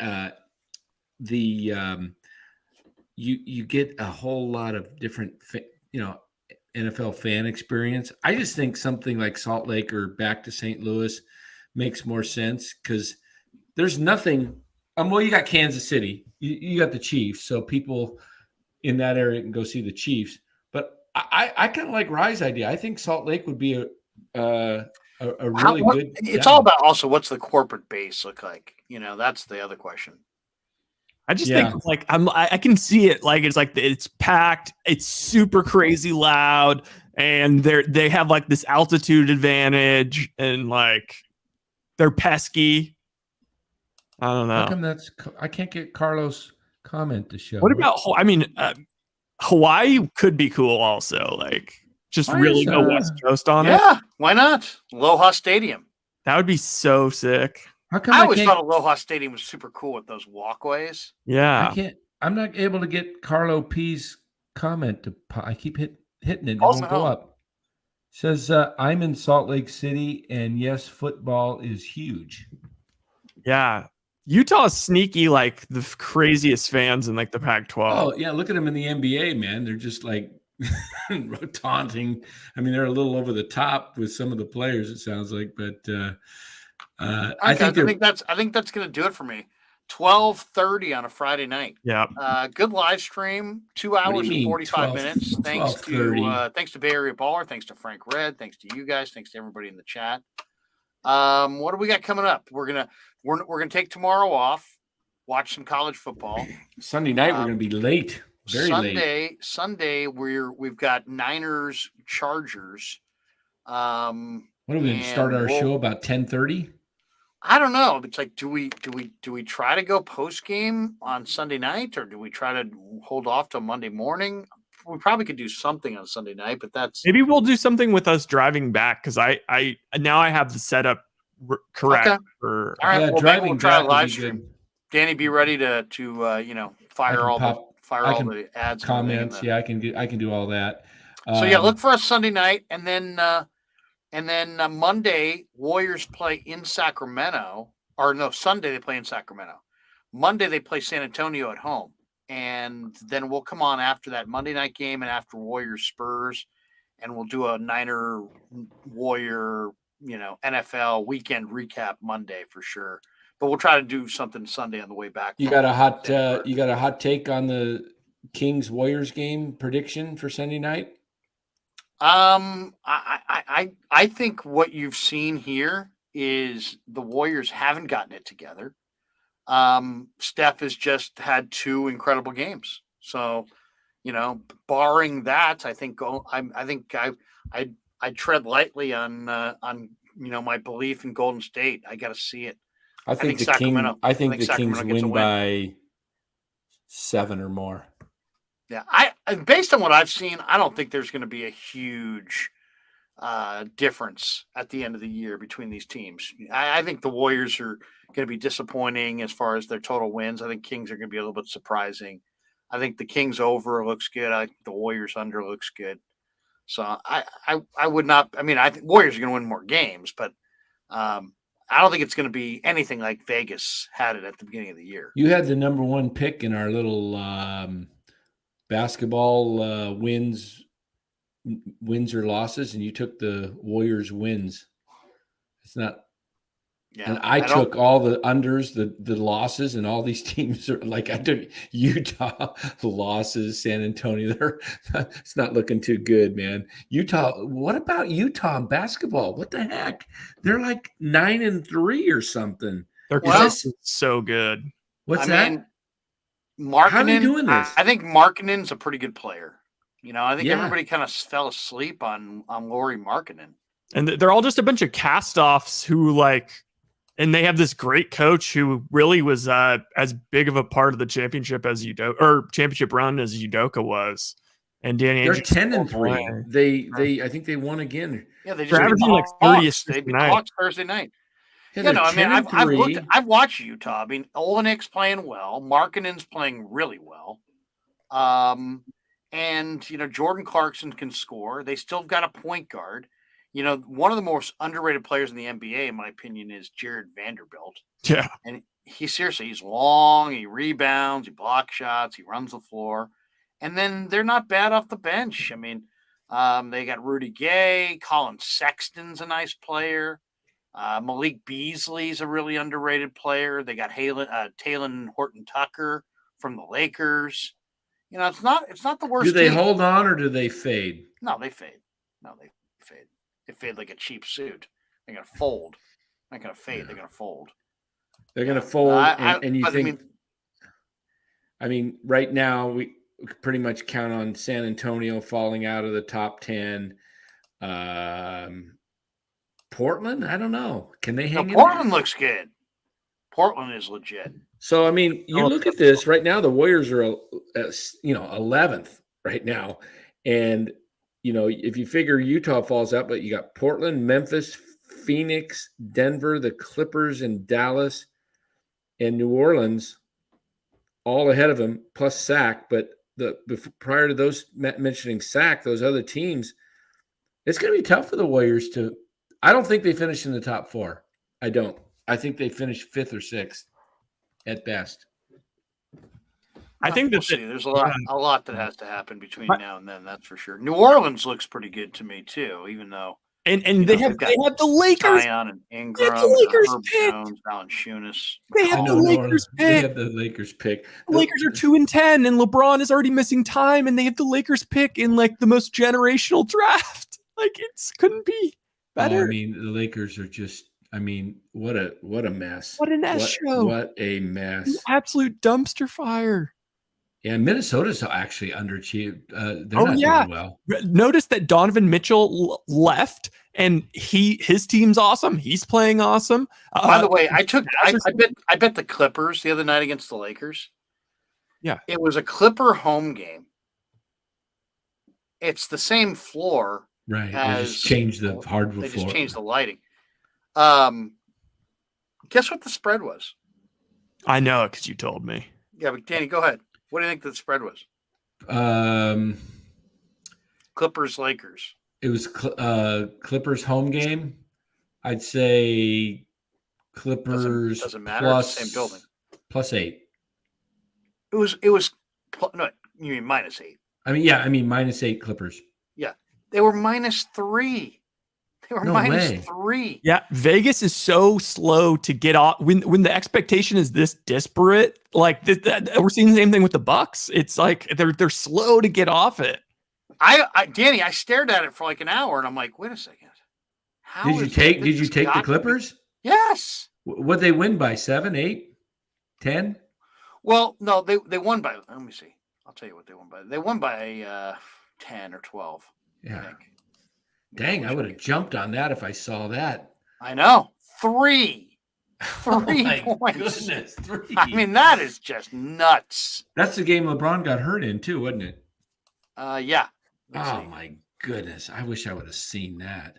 My thing right now is Rye kind of showed me the they won by 13. Oh wow. It was 114-101. I'm having fun with Rye showing me the in-game live betting because the thing that really is frustrating is you can't it's happening so fast and I'm watching it on delay because I'm streaming. Oh yeah, so yeah. It's like, oh, the odds change. I can't get my bet in. So you kind of almost have to wait. Like tonight, it was a timeout. Okay. Yes. And the Warriors were down by 9. So I go, look it up. And it was like Warriors plus 220 on the money line. So I just said, Dan, what's hilarious is like that you're now discovering this, and that's so awesome. But just think back to like in like 14, 15, 16, 17. It was like, because the way the live betting work is it's just computer algorithms just plugging all the shit in. So they don't take into account the fact that the Warriors are the Warriors. So it was like in college, like we all just made so much money watching the Warriors game, and we would wait till they were down 15, and then we all bet on the Warriors, and then they would come back and win by 20. And I love it. That is one of my favorite things to do. It was like, shoot, I think they're going to win. I don't see them. I just was watching the game, and basketball so quick. In less than 2 minutes, you can change 10 points easily. So, by the way, the Clippers against the Nets tomorrow. Clippers -2 at home against the Nets. I don't know who's playing. Maybe you guys aren't playing tomorrow. Did the Clippers play tonight? No. How about the Nets? Did they play tonight? Nope. Both of them are off. That's still. I mean, Clippers at home against the Nets, who are 5-7. It's tough because Kawhi is just gonzo. Oh, I think I might take that. The Clippers. Yeah. All you got to do is win by win, basically. 2 points. Win by 2. I mean, no Kyrie. George is playing pretty well, right? Ty Lue's the coach. Nets are just going on a cross-country road trip. It's their first. I saw they just won their first game for the new coach. They gave him the game ball. That might be. It's a 1:00 start in the afternoon. And the Clippers have been home for a couple days, right? They just played the Lakers the other night. Yeah. Oh yeah, that's a good bet. Nets are traveling all the way across the country. It's a little, yeah. You like that? I do. I like that. -2. That's when tomorrow. Clippers played Wednesday against the Lakers. They played Monday against the Cavs, beat them. They played Wednesday against the Lakers, beat them. Now they get 2 days rest. They get 2 days rest. No. Thursday, 2 days Friday. rest, 3 days rest. This is the third day. Brooklyn at 1:00 in the afternoon, and then they go out on the road. So yeah, Clippers over the Nets. I like this vibe of like we should start doing a show like once a week where we just all huddle in together and just make the sausage, just bounce betting ideas off each other, and then if we all like it, like these kind of things, then we write it down or whatever and actually keep track and actually bet them and see how well we could do. Hey, did I tell you I took the Niners to win the Super Bowl at plus 1,400? Is kiss of death right now? Huh? No, it's kiss like, of death. It's under 1,000 now, but but I took it a few weeks ago before they got McCaffrey. Yeah, hell yeah. What do you have, Matt? 14-1? 1,400 plus 4. I don't know. 100 to win 1,400. I think I have them at something similar. 100 to win 1,400 is not 14-1. No, I said 1,400 plus 1,400. Plus 1,400. That is 14-1. Yeah. So it is 14-1. Yeah, 14. It is that 100. Okay, plus money line. Oh, you're taking the spread plus. Well, crud, you could take the Clippers -2. Let's try this. Clippers. It's